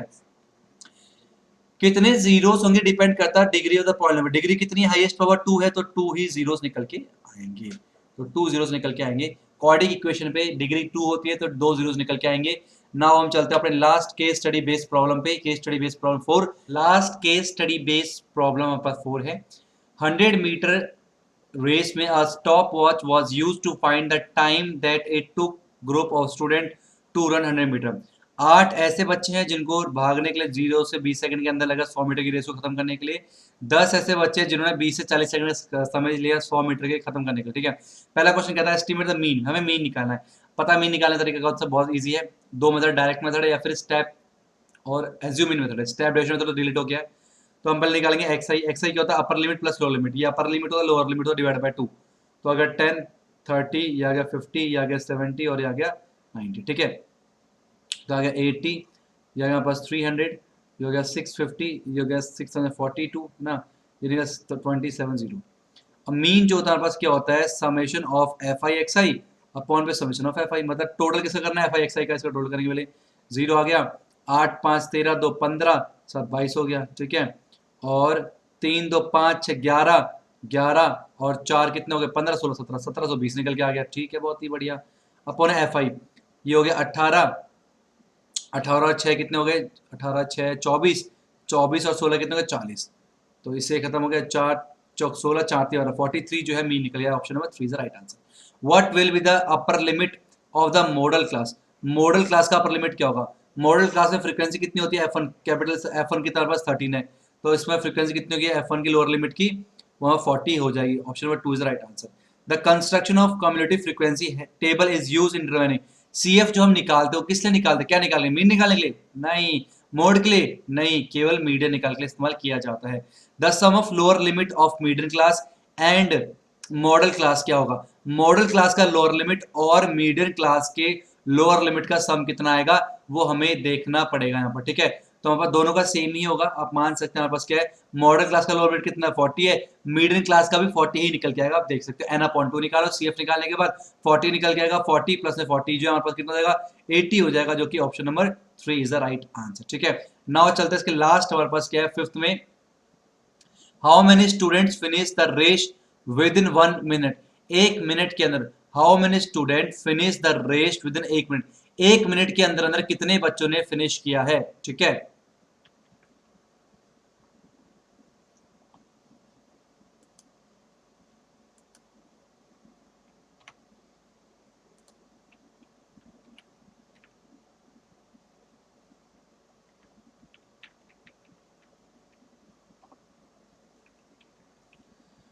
तो अब चलते हैं नेक्स्ट, इसके लास्ट पार्ट है क्वेश्चन 5th की तरफ। How many student finish the race within 1 minute, 1 minute के अंदर अंदर कितने बच्चों ने रेस फिनिश किया है, ठीक है।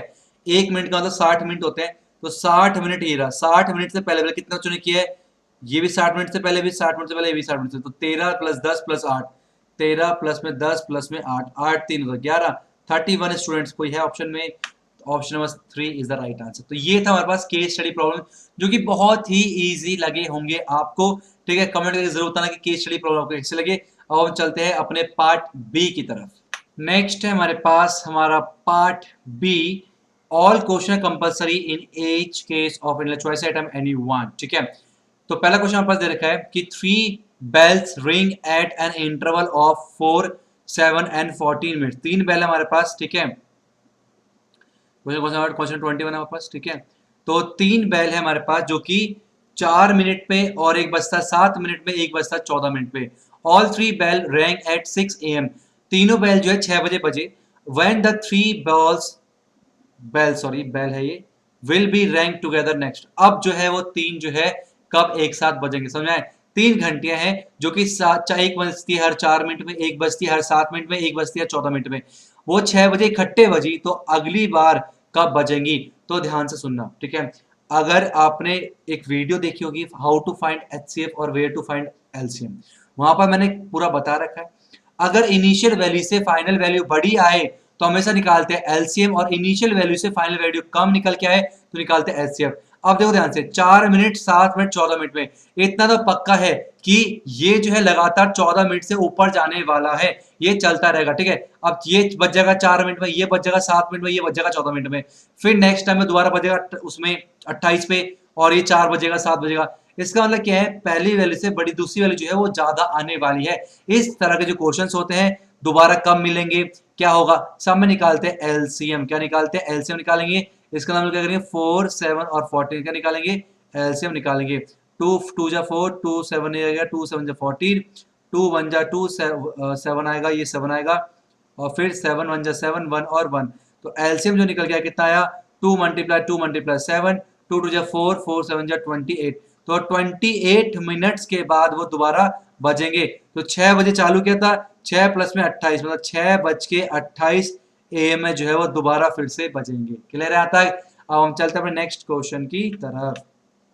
22, find the point on x axis which is equidistance from this and this. हमें एक्स एक्सिस के ऊपर ऐसा पॉइंट फाइंड आउट करना है जो कि इन दोनों पॉइंट से इक्विडिस्टेंस पे हो, ठीक है। तो मान लेते हैं ये है और ये है, ये एक्स एक्सिस है, पॉइंट ये रहा, ठीक है। 2 पॉइंट दे रखा है, कितना, ये वाला पॉइंट और ये वाला पॉइंट मान लेते हैं। ये दे रखा 2, माइनस का 2 दे रखा है, और ये दे रखा हमें कितना, माइनस का 4, 2, और ये पॉइंट ये है हमारे पास ए, ये बी, और इसे मान सी। अब मेरे को पॉइंट फाइंड करना है एक्स एक्सिस के ऊपर, ध्यान सुनना। एक्स के ऊपर एक्स की कोई ना कोई वैल्यू तो होगी, मान लेते हैं वो एक्स है, और वाई एक्स में कितना होता है, 0 होता है। वाई एक्सिस में एक्स एक्सिस में वाई की वैल्यू कितनी होती है, 0 निकल के आती है।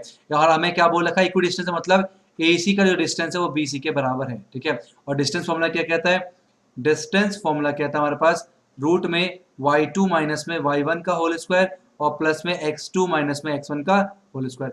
AC तो कितना होगा हमारे पास, ये हो जाएगा हमारे पास x1 y1, और ये हो जाएगा हमारे पास x2 y2। तो y2 माइनस y1, तो 0 माइनस में -2 का होल स्क्वायर, और प्लस में x माइनस 2 का whole square is equal to जाएगा हमारे पास कितना, 0 माइनस 2 का, वही 0 माइनस 2 का होल स्क्वायर, और फिर आएगा प्लस में x माइनस -4 का होल स्क्वायर, ठीक है। जो कि निकल के आ गया ये कितना, 2 का स्क्वायर 4 हो गया, प्लस में x माइनस 2 का whole square is equal to जाएगा 2 का स्क्वायर 4 प्लस में x प्लस में 4 का होल स्क्वायर, ठीक है। अब ये क्या है हमारे पास, रूट है दोनों तरफ, तो क्या करेंगे, स्क्वायरिंग बोथ साइड करेंगे, और स्क्वायरिंग बोथ साइड करने से रूट हट जाएंगे, तो आ गया 4 प्लस में x माइनस में 2 का होल स्क्वायर इज इक्वल हो जाएगा 4 प्लस में x प्लस 4 का होल स्क्वायर। 4 से 4 कैंसिल हो गया। अब यहाँ फॉर्मूला लगाएंगे, a का स्क्वायर माइनस में 2ab प्लस में b का स्क्वायर इज इक्वल टू कितना हो जाएगा, a का स्क्वायर और प्लस में b का स्क्वायर प्लस में 2ab, ठीक है। इस तरह से हो जाएगा, x स्क्वायर से x स्क्वायर गया, 4 माइनस में 16 इज इक्वल हो जाएगा 8x प्लस में 4, और ये हो जाएगा 4 में 16 के माइनस का 12 इज इक्वल हो जाएगा 12x, और x आ जाएगा माइनस का 12 अपॉन पे 12, एक्चुअली कितनी आ गई, माइनस का 1 निकल के आ गई।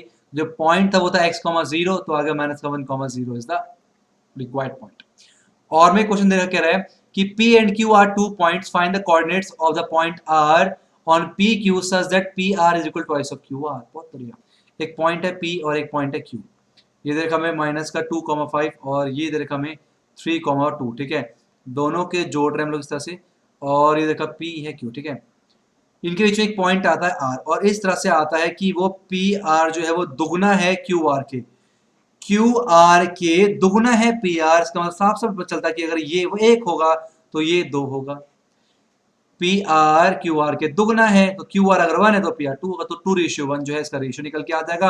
अब ये बताए x1 अगर ये y1 है, ये x2 और ये y2, ये m1 और ये m2, तो ये सेक्शन फॉर्मूला से x क्या होता है, x होता है m2 x1 प्लस में m1 x2 अपॉन पे m1 प्लस में m2 होता है। तो x आ गया m2 कितना 1 इंटू x1 कितना माइनस का 2 प्लस में m1 कितना हो गया 2 इंटू x2 कितना हो गया 3 m1 प्लस में m2 2 प्लस में 1 x आ गया माइनस का 2 प्लस में 6 अपॉन पे 3 आ गया जो कि आ गया 4 अपॉन पे 3 निकल के आ गया x की वैल्यू। सेम ऐसे y क्या होता है m2 y1 प्लस में m1 y2 अपॉन पे m1 प्लस में m2 होता है। y m2 कितना हमारे पास m2 है 1 y1 कितना हमारे पास 5 m1 कितना हमारे पास 2 y2 कितना हमारे पास 3 y2 कितना है 2 m1 प्लस m2 2 प्लस में 1 y कितना आ गया 5 प्लस में 4 अपॉन पे 3 जो कि आ गया हमारे पास y इक्वल टू कितना चेक करो यार ना कभी गड़बड़ हो जाती है फिर कमेंट आते हैं बच्चों का ना कि गड़बड़ हो गई। m2 कितना हमारे पास 1 है y1 कितना 5 2 y2 कितना 2 मानना पड़ेगा बहुत सही है ठीक है होगा 9 अपॉन 3 कितना आ गया 3 निकल के आ गया तो 4, 3 and 3 is the required point ठीक है। नाउ चलते हैं नेक्स्ट क्वेश्चन क्वेश्चन नंबर 23 की तरफ और 24 find the quadratic polynomial whose zeros are. ये अल्फा दे रखा है बीटा दे रखा है हमें क्वाड्रेटिक पॉलिनोमियल निकालते हैं ठीक है। तो जो क्वाड्रेटिक पॉलिनोमियल होता है ना मैं आपको एक चीज की पॉइंट बताता हूँ क्वाड्रेटिक जो पॉलिनोमियल होता है ना वो क्या होता है इज इक्वल होता है एक्स स्क्वायर माइनस में सम ऑफ जीरोस ठीक है इनटू एक्स और प्लस में क्या आता है product of zeros sum of zeros और प्रोडक्ट जीरोस यहाँ निकालते हैं सम ऑफ जीरोस पहले निकालते हैं सम ऑफ जीरोस 5 माइनस में 3 रूट 2 प्लस में 5 प्लस में 3 रूट 2 इसे ये कैंसिल 5 प्लस 5 हो गया 10 तो सम ऑफ रूट जीरोस आ गया 10। अब निकालते हैं प्रोडक्ट प्रोडक्ट कितना आएगा हमारे पास 5 माइनस में 3 रूट 2 मल्टीप्लाई 5 प्लस में 3 root 2 a plus B A minus B तो a का स्क्वायर माइनस में b का स्क्वायर 5 का स्क्वायर 25 माइनस में 3 का स्क्वायर 9 तो 9 18 25 में से 18 कितना आता है 7 निकल के आ जाएंगे तो हमारे पास हो जाएगा x square minus sum of zeros कितना है 10 इंटू एक्स प्लस प्रोडक्ट कितना है 7 तो जाएगा एक्स स्क्वायर माइनस में 10x प्लस में 7 is equal to 0 is the required quadratic equation ठीक है। Now question 24 draw a line segment AB of length 9 centimeter लो ड्रॉ कर दिया A और B 9 सेंटीमीटर ठीक है। Draw circle radius 5 centimeter and 3 respectively ठीक है दोनों का पॉइंट A को और B को सेंटर मान के A और B को सेंटर मान के 5 सेंटीमीटर और 3 सेंटीमीटर का सर्कल खींचना ठीक है। तो ये देखो इसे आप कंपास से करना आपने लेकिन यहाँ पर बना नहीं सकता दो रफली आइडिया दे रहा हूँ मैं आपको ठीक है।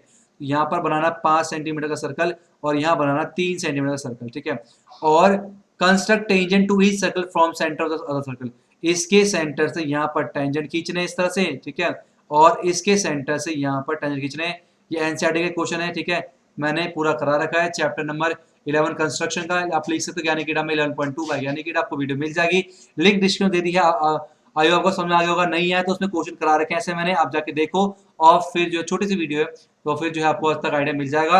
अब हम चलते हैं अपने नेक्स्ट क्वेश्चन नंबर 25 की तरफ कह रहा है 10a 3/4 देखा तो इसकी वैल्यू निकालनी है ठीक है क्या निकालना हमें 1 अपॉन पे साइन a और प्लस में निकालना 1 अपॉन पे कॉस a निकालना है ठीक है।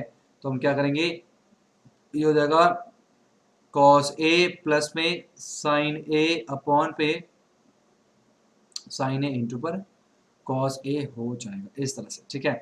अब सिंपल सी एक बात हमारे पास यहाँ पर है 10a दे रखा हम लोग कितना 3 अपॉन पे 4 है ना। अगर हमारे पास 10a दे रखा है 3 अपॉन पे 4 देखो सिंपल करते हैं 10 होता है p अपॉन पे b होता है ठीक है।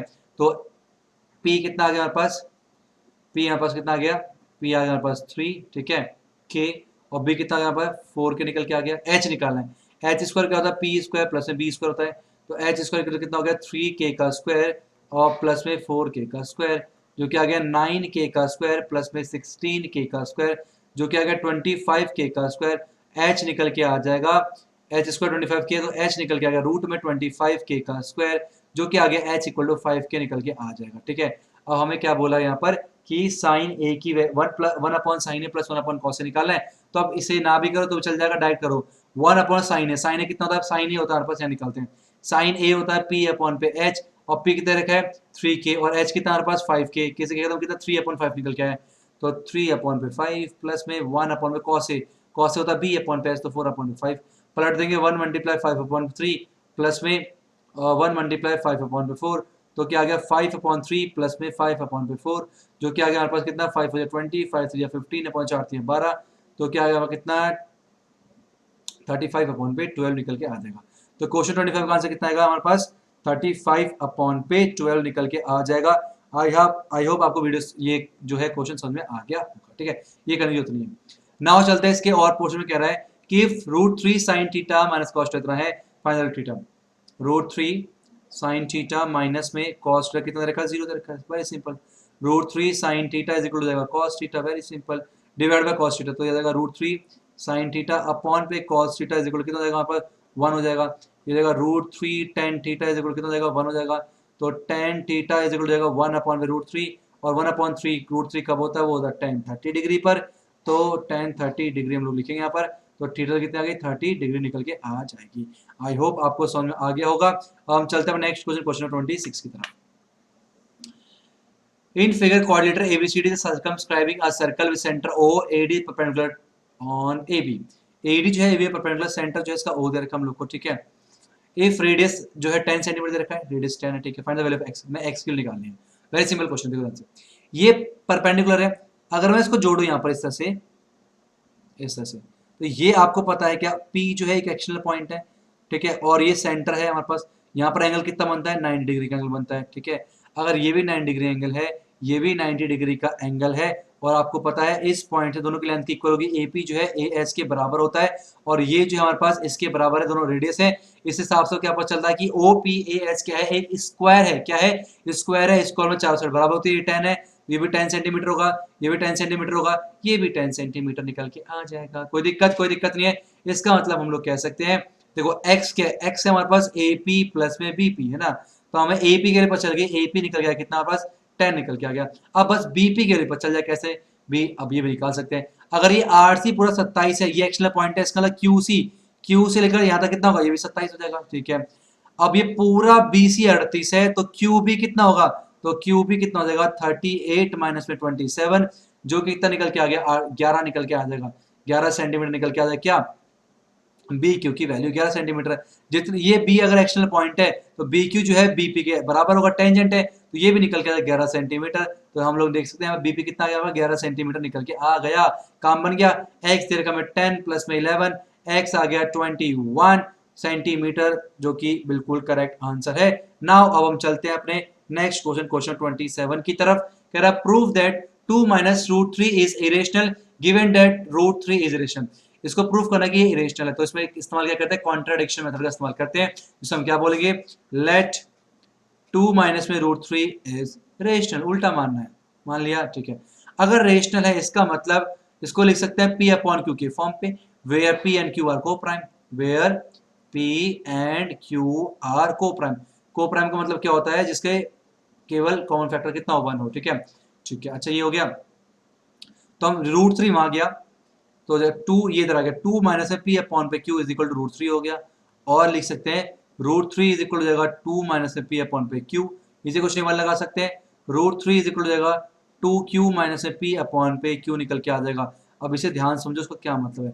जो राइट हैंड साइड है वो कैसा है, रेशनल है, लेकिन लेफ्ट हैंड साइड क्या गिवन है, इरेशनल है। तो ये तो भाई साहब यहाँ पर कंट्राडिक्शन निकल के आ गया। ये चीज कैसे हो सकता है, संभव है नहीं है। ऐसा इसलिए हुआ है क्योंकि our assumption is wrong, our assumption is wrong, that's why 2 minus में √3 इज इरेशनल। गलती कर दी, रेशनल मान गई, तो इरेशनल ही है, ठीक है। तो इस तरह मेथड से इसका इस्तेमाल करके हम लोग यहाँ पर इसको प्रूव करते हैं। नाउ नेक्स्ट है 28, ये रहा, कह रहा if one root of the quadratic equation this is 2/3 then find the value of p, है ना, and other root also. Root का मतलब क्या होता है कि अगर हम इसकी वैल्यू पुट करेंगे ना, तो आंसर कितना आएगा, 0 निकल के आएगा। और रूट का मतलब क्या, वो वेरिएबल की वैल्यू, इसका मतलब x की जो वैल्यू दे रही कितनी है 2/3, तो पुट करते हैं यहाँ पर 3 मल्टीप्लाई 2/3 का स्क्वायर प्लस में px प्लस में px, p इंटू एक्स कितना है 2/3 और प्लस में 4 इज इक्वल टू 0, ठीक है। तो 3 मल्टीप्लाई 4/9 और प्लस में 2p/3 प्लस में 4 इज इक्वल टू 0, 3 3 जा 9 हो गया, जो कि निकल गया यहाँ पर कितना 4 प्लस में 4/3 प्लस में 2p/3 प्लस में 4 नीचे कुछ नहीं 1 लगाते हैं बराबर 0 आ जाएगा। एलसीएम 3 निकल के आ गया 4 प्लस में 2p 4 3 12 इज इक्वल टू 0, ये 0 हो जाएगा 4 और बाकी कितना 16 प्लस में 2p इज इक्वल टू कितना हो जाएगा 0, 2p is equal to 16 minus का और p कितना आ गया माइनस का 8 निकल के आ गया। इसका क्या हो जाएगा 3x² माइनस में 8x प्लस में 4 इज इक्वल टू 0। ये था हमारे पास रिक्वायर्ड क्वाड्रेटिक इक्वेशन। ठीक है, और हमें बोला कहता है कि अदर रूट भी निकालना है, तो इसको लिख सकते हैं मल्टीप्लाई करने 12, इसको आना चाहिए माइनस का 8। ठीक है, जो कि हो गया हमारे पास 6 मल्टीप्लाई माइनस 6 मल्टीप्लाई माइनस का 2 माइनस 6 माइनस का 2, तो 3x² माइनस में 6x माइनस में 2x प्लस में 4 is equal to 0। 3x count करेंगे आ जाएगा x माइनस में 2 माइनस 2 काउंट करेंगे x माइनस में 2 इज इक्वल टू 0। ठीक है, ये 2 है, तो 3x माइनस में 2 एक तरफ हो जाएगा और x माइनस में 2 इज इक्वल टू 0 हो जाएगा। तो एक बार 3x माइनस में 2 is equal to 0, 3x is equal to 2, x आ गया 2/3 जो कि पहला रूट दे रखा था हम लोग को 2/3 ये रहा, और दूसरा क्या दे रखा है एक बार x minus 2 is equal to 0 और x कितना यहाँ से प्लस का 2 निकल के आ जाएगा, तो सेकंड रूट क्या 2 निकल के आ गया। क्लियर है। नाउ इसका और पोर्शन दे रखा हमें, क्या कहता है कि the root alpha and beta of the quadratic equation this are such that alpha minus beta 1 दे रखा है, k की वैल्यू निकालनी है। ओके, अल्फा माइनस में बीटा दे रखा है कितना 1। ठीक है, k की वैल्यू निकाली ना, हमें निकाल देते हैं। ठीक है, हमें पता है कि अल्फा प्लस में बीटा होता है माइनस बी अपॉन पे ए। कोई दिक्कत नहीं। अल्फा प्लस में बीटा इज इक्वल होगा माइनस का बी माइनस का 5 हो गया अपॉन ए कितना 1 है, तो अल्फा प्लस बीटा कितना आ गया हमारे पास 5 निकल के आ गया। ये इक्वेशन नंबर 1 है, और अल्फा प्लस में बीटा कितना आ गया 5 निकल के आ गया। ये खत्म हो गया, 2 अल्फा इक्वल कितना हो गया 6 हो गया, अल्फा निकल के आ गया 3। अगर अल्फा 3 है तो बीटा भी निकल जाएगा, बीटा हो गया 5, तो बीटा निकल कितना आ गया 2 निकल के आ जाएगा। हमें पता है अल्फा इंटू बीटा होता है सी अपॉन पे a. Alpha into beta 2 multiply 3 is equal c कितना हमारे पास 3 मल्टीप्लाई के माइनस 1 इंटू ए कितना हमारे पास a1 है। 6 इज इक्वल टू जाएगा 3k माइनस में 3, 6 प्लस में 3 is equal to 3k, 9 is equal to 3k और k is equal to 9 upon पे 3, k निकल के आ गया 3 हो गया जी। नेक्स्ट चलते हैं क्वेश्चन नंबर 29 की तरफ। ओके, ये तो एनसीईआरटी क्वेश्चन है। क्वेश्चन की प्रैक्टिस इतनी करो ना, देखते ही पता चल जाए एनसीईआरटी है, सपोर्टिंग मटेरियल आरडी सब इतनी प्रैक्टिस कर लो। In figure A B C D is a square side 14 centimetre, तो ये 14 सेंटीमीटर साइड दे रखी है भाई सबकी, 14 centimetre 14 centimetre 14 centimetre 14 centimetre. Semi circle drawn is इतना find the area of shaded region, हमें शेडेड रीजन का एरिया निकालना। अब ध्यान से सुनना, ध्यान सुनना। एक काम करता हूँ, मैंने सिर्फ फर्स्ट मानता हूँ, इसे सेकंड एरिया मानता हूँ, इसे थर्ड एरिया मान लेता हूँ, इसे फोर्थ एरिया मानता हूँ। अब ध्यान सुनो, अगर मैं पूरे स्क्वायर में से ये वाला सेमी सर्कल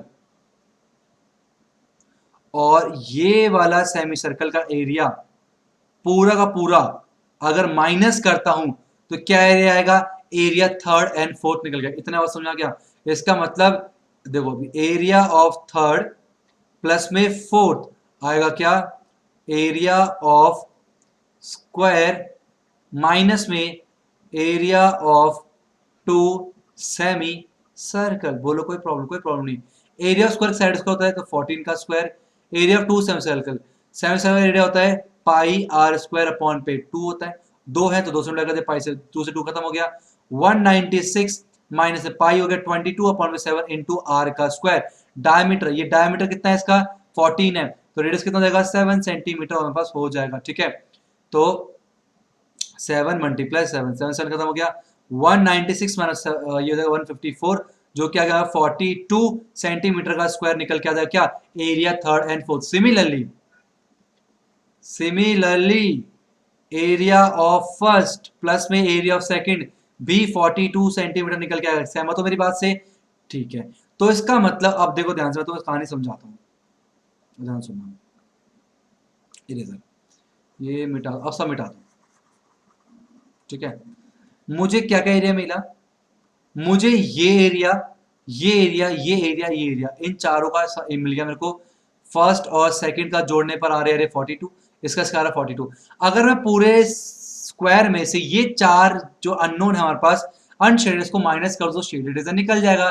बहुत ही बढ़िया, इसका मतलब area of shaded region is equal to क्या हो जाएगा, एरिया ऑफ स्क्वायर, कौन सा square, A B C D minus में एरिया ऑफ 1 2 3 स्क्वायर का एरिया 196 और इनका एरिया हो गया 42 प्लस में 42, तो 196 माइनस में 84 जो कि निकल के आ गया 112 सेंटीमीटर का स्क्वायर। कितना आ गया 112 सेंटीमीटर स्क्वायर निकल गया, कितना 29 का आंसर। बोलो यहां तक कोई प्रॉब्लम है? तो नेक्स्ट इसका और का हमारे पास दे रखा है, in an equilateral triangle A B C, ये ए बी सी एक इक्विलेटरल ट्राइंगल है जिनकी तीनों साइड बराबर होती है। D is point on the side B C, D जो हमारे पास एक पॉइंट है किस साइड पे, बी सी पे हमारे पास एक पॉइंट है, ठीक है।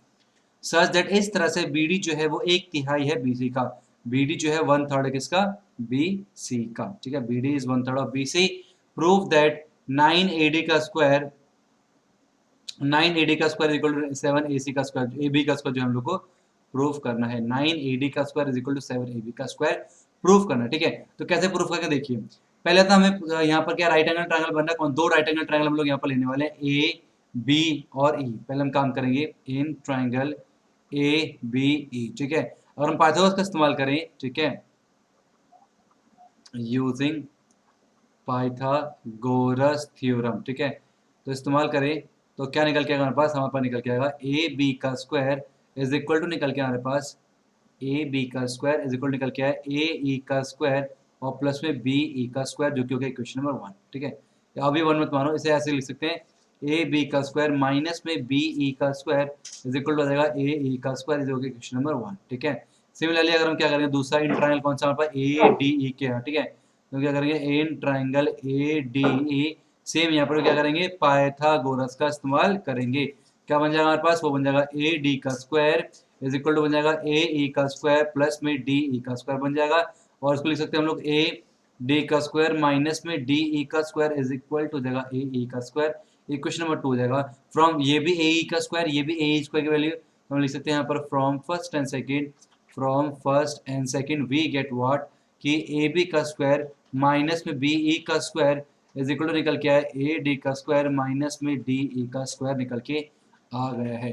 बोलो यहाँ तक कोई प्रॉब्लम नहीं होनी चाहिए। यहाँ पर एक ना वैल्यूज निकालता हूँ मैं, क्या देखो ध्यान से, मान लेते हैं, लेट कर लेते हैं मैं A B is equal to B C is equal to A C, ये सारे बराबर मान लेते हैं, ये एक्स है, क्या मान लिया मैंने, एक्स मान लेते हैं, ठीक है। ये एक्स हो गया, ये एक्स हो गया और ये भी क्या हो जाएगा, एक्स हो जाएगा, ठीक है। अच्छा अगर ये पूरा एक्स है, इसका मतलब क्या हो जाएगा वहाँ पर क्या कहते हैं, ये बी ई क्या हो जाएगा हमारे पास, बी से लेकर ई तक, ठीक है। अगर ये हमारे पास क्या होता है इक्विलेटरल ट्रायंगल पे मिड पॉइंट होता है तो हाफ होगा x upon two, x upon two, तो देगा एक्स अपॉन पे 2 निकल के आ जाएगा। बी ई दे रखा हमें इन एक्स अपॉन पे 2 दे रखा है और हमें दे रखा है बी डी, है ना, और बी डी दे रखा हमें कितना 1/3 और बी सी भी कितना एक्स ही है, तो एक्स अपॉन 3 हम लोग को ये दे रखा है, क्लियर यहाँ तक। और तो बी ई निकल के आ गया इन टर्म ऑफ एक्स और डी ई। अब ये डी ई जो है हमारे पास, ध्यान से देखिए, डी ई को मैं लिख सकता हूँ कैसे, D E is equal to B E minus में बी डी, ठीक है। देखिए ये डी ई की वजह से निकालना से, डी ई जो है हमारे पास वो क्या हो जाएगा बी ई माइनस में B D, B E minus में बी डी हो जाएगा। बी ई कितना हमारे पास x upon 2 minus B D कितना एक्स अपॉन में 3 हो जाएगा, तो हमारे पास 3x माइनस में 2x अपॉन पे 6 जो कि आ गया x अपॉन 6 के बराबर आ गया क्या, डी की वैल्यू, ठीक है। वैल्यू पुट करते हैं ए बी का स्क्वायर जो हमारे पास क्या हो जाएगा एक्स का स्क्वायर हो जाएगा माइनस से बी क्या जाएगा हमारे पास एक्स अपॉन पे 2 का स्क्वायर हो जाएगा, ठीक है, is equal to A D का स्क्वायर ऐसे रहने देते हैं माइनस में डी ई का स्क्वायर एक्स अपॉन पे 6 का ये होल स्क्वायर हो जाएगा, ठीक है। एक्स स्क्वायर माइनस में एक्स स्क्वायर अपॉन पे 4, ठीक है, ये रहेगा प्लस में एक्स स्क्वायर अपॉन पे 36 इज इक्वल टू क्या जाएगा भाई ए डी का स्क्वायर हो जाएगा। इसको सॉल्व कर देंगे हम लोग, कितना एलसीएम कितना आएगा 36 आएगा और ये आएगा 36 एक्स स्क्वायर माइनस में 4 9 जा 9 एक्स स्क्वायर, ठीक है, और प्लस में x square is equal to जाएगा ए डी का स्क्वायर। 36 में से 9 का 27 और 1 28, 28 x square is equal to ये मल्टीप्लाई 36 ए डी का स्क्वायर हो जाएगा, ठीक है। और ये हमारे पास 4 से काटेंगे, 4 7 जा 28, 4 9 जा 36, तो 7 x square is equal to 9 A D का स्क्वायर, और कह सकते हैं 9 ए डी का स्क्वायर इज इक्वल टू जाएगा 7 एक्स का स्क्वायर, और x क्या हमारे पास, x का हम ए बी भी लिख सकते हैं, तो 9 ए डी का स्क्वायर इज इक्वल टू जाएगा 7 ए बी का स्क्वायर, जो कि हम लोग को प्रूव करना था। बहुत ही इजी क्वेश्चन है। नाउ हम चलते हैं नेक्स्ट क्वेश्चन। नेक्स्ट जो क्वेश्चन हमारे पास 31, the median of the following data is 16। ये जो डाटा दे रखा है ना हम लोग को, इसका मीडियन दे रखा है 16, फाइंड द मिसिंग फ्रीक्वेंसी। दो फ्रीक्वेंसी मिस है हमारे पास, ए और बी, बी का ये इनकी वैल्यू निकालना है। अगर हमें दे रखा मीडियन 16 और क्या डाटा है, टोटल फ्रीक्वेंसी 70 है। अगर ये टोटल जो फ्रीक्वेंसी कितना रखा हम लोग को 70 दे रखा है, ये जो टोटल है वो कितना है 70 दे रखा है, ठीक है। अब मीडियन निकालने के लिए हम लोग को पता है मीडियन क्या होता है। मीडियन हमारे पास होता है L प्लस में n अपॉन पे 2 माइनस में सी एफ अपॉन पे एफ मल्टीप्लाई बाय एच होता है। मतलब हमें पहले मीडियन निकालना पड़ेगा। मीडियन निकालने में सी एफ चाहिए। सी एफ कैसे निकालते हैं, पहला फ्रीक्वेंसी सेम होता है, फिर आएगा a प्लस में 12, फिर आएगा a प्लस में 24, फिर आएगा a प्लस में 39, फिर आएगा a प्लस में b प्लस में 39, फिर आएगा a प्लस में b प्लस में 45, फिर आएगा a प्लस में b प्लस में 51, फिर आएगा a प्लस में b प्लस में 55 निकल के आएगा। और जो सी एफ का जो लास्ट नंबर होता है वो फ्रीक्वेंसी के टोटल के बराबर होता है। इसका मतलब ये हुआ कि a प्लस में b प्लस में 55 जो है वो 70 के बराबर होगा। तो a प्लस में b इज इक्वल हो जाएगा 70 माइनस में 55, तो a प्लस में b इज इक्वल टू आ जाएगा कितना 15 निकल के आ जाएगा। 15 ही आएगा ना, राइट। 70 में से 15 गए तो निकल के आएंगे हमारे पास 15 ही निकल के आएगा। तो a और b को जोड़ने में कितना आ रहा है 15 निकल के आ रहा है। कोई दिक्कत नहीं होती है, ठीक है। अब हम पहले निकालते हैं n अपॉन बाई 2। n दे रखा 70, 70 अपॉन बाई 2 होता है 35, 35 से जस्ट बड़ा नंबर कौन सा हमारे पास, ये है a प्लस 39। ये हो गया फ्रीक्वेंसी और ये हो गया मीडियन क्लास। मीडियन क्लास का लोअर लिमिट 15 दे रखा है, फ्रीक्वेंसी हो गया हमारे पास 15 है ना। और हमारे पास h की वैल्यू कितना गैप है, 5 का गैप निकल के आ जाएगा। अब वैल्यू सारी वैल्यूज पुट करेंगे और आंसर निकालेंगे। बहुत ईजी क्वेश्चन था ये, ठीक है। चलिए, मीडियन दे रखा कितना हमारे पास 16 दे रखा है, तो 16 बराबर में l कितना है, l और 15, 15 प्लस में n अपॉन 2, n अपॉन 2 कितना 35 है, ठीक है। Minus C F, C F क्या होता है मिडिल क्लास के ऊपर वाला सी एफ, ए प्लस 24 तो हो जाएगा ए प्लस में 24 निकल के आ जाएगा। और क्या मल्टीप्लाई में एच कितना हमारे पास 5 हो गया, अपॉन पे एफ कितना हमारे पास 50 निकल के आ जाएगा, ठीक है। तो जाएगा 16, ये 15 यहाँ पर आ गया माइनस का 15 इज इक्वल टू हो जाएगा 5 3 15 है ना। तो आ जाएगा हमारे पास 35 माइनस में ए माइनस का 24 अपॉन पे 3 हो जाएगा। 1 इज इक्वल टू 35 में से 24 गए तो कितना आएगा बताओ भाई, 35 में से 24 गए तो आएंगे 11, ठीक है। 11 माइनस में a अपॉन पे 3, तो क्रॉस मल्टीप्लाई करेंगे 3 इज इक्वल टू 11 माइनस में a, 3 माइनस में 11 इज इक्वल टू माइनस का a, माइनस का 8 इज इक्वल टू माइनस का a, माइनस से माइनस कैंसिल हो गया, a की कितनी आ गई 8 निकल के आ गई। हमें पता है a प्लस में b 15 के बराबर है, a आ गया 8 प्लस में b बराबर 15 हो गया, b का कितना गया 15 माइनस में 8 जो कि कितना निकल गया 7 निकल के आ जाएगा। तो b की जो वैल्यू कितनी निकल के आ गई 7 निकल के आ जाएगी।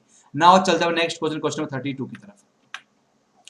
क्वेश्चन 32 का कह रहा है हमारे पास, कह रहा है कि if the angle of elevation of a top of a candle from two coins distance a and b, ठीक है। दो कॉइन दे रखा हमें, एक कॉइन हमारे पास यहाँ पर रखा हुआ है और एक कॉइन रखा हमारे पास यहाँ पर, ठीक है। दो कॉइन है और डिस्टेंस जो है एक का a है, यहाँ से लेकर एक का डिस्टेंस कितना हमारे पास a है, ठीक है।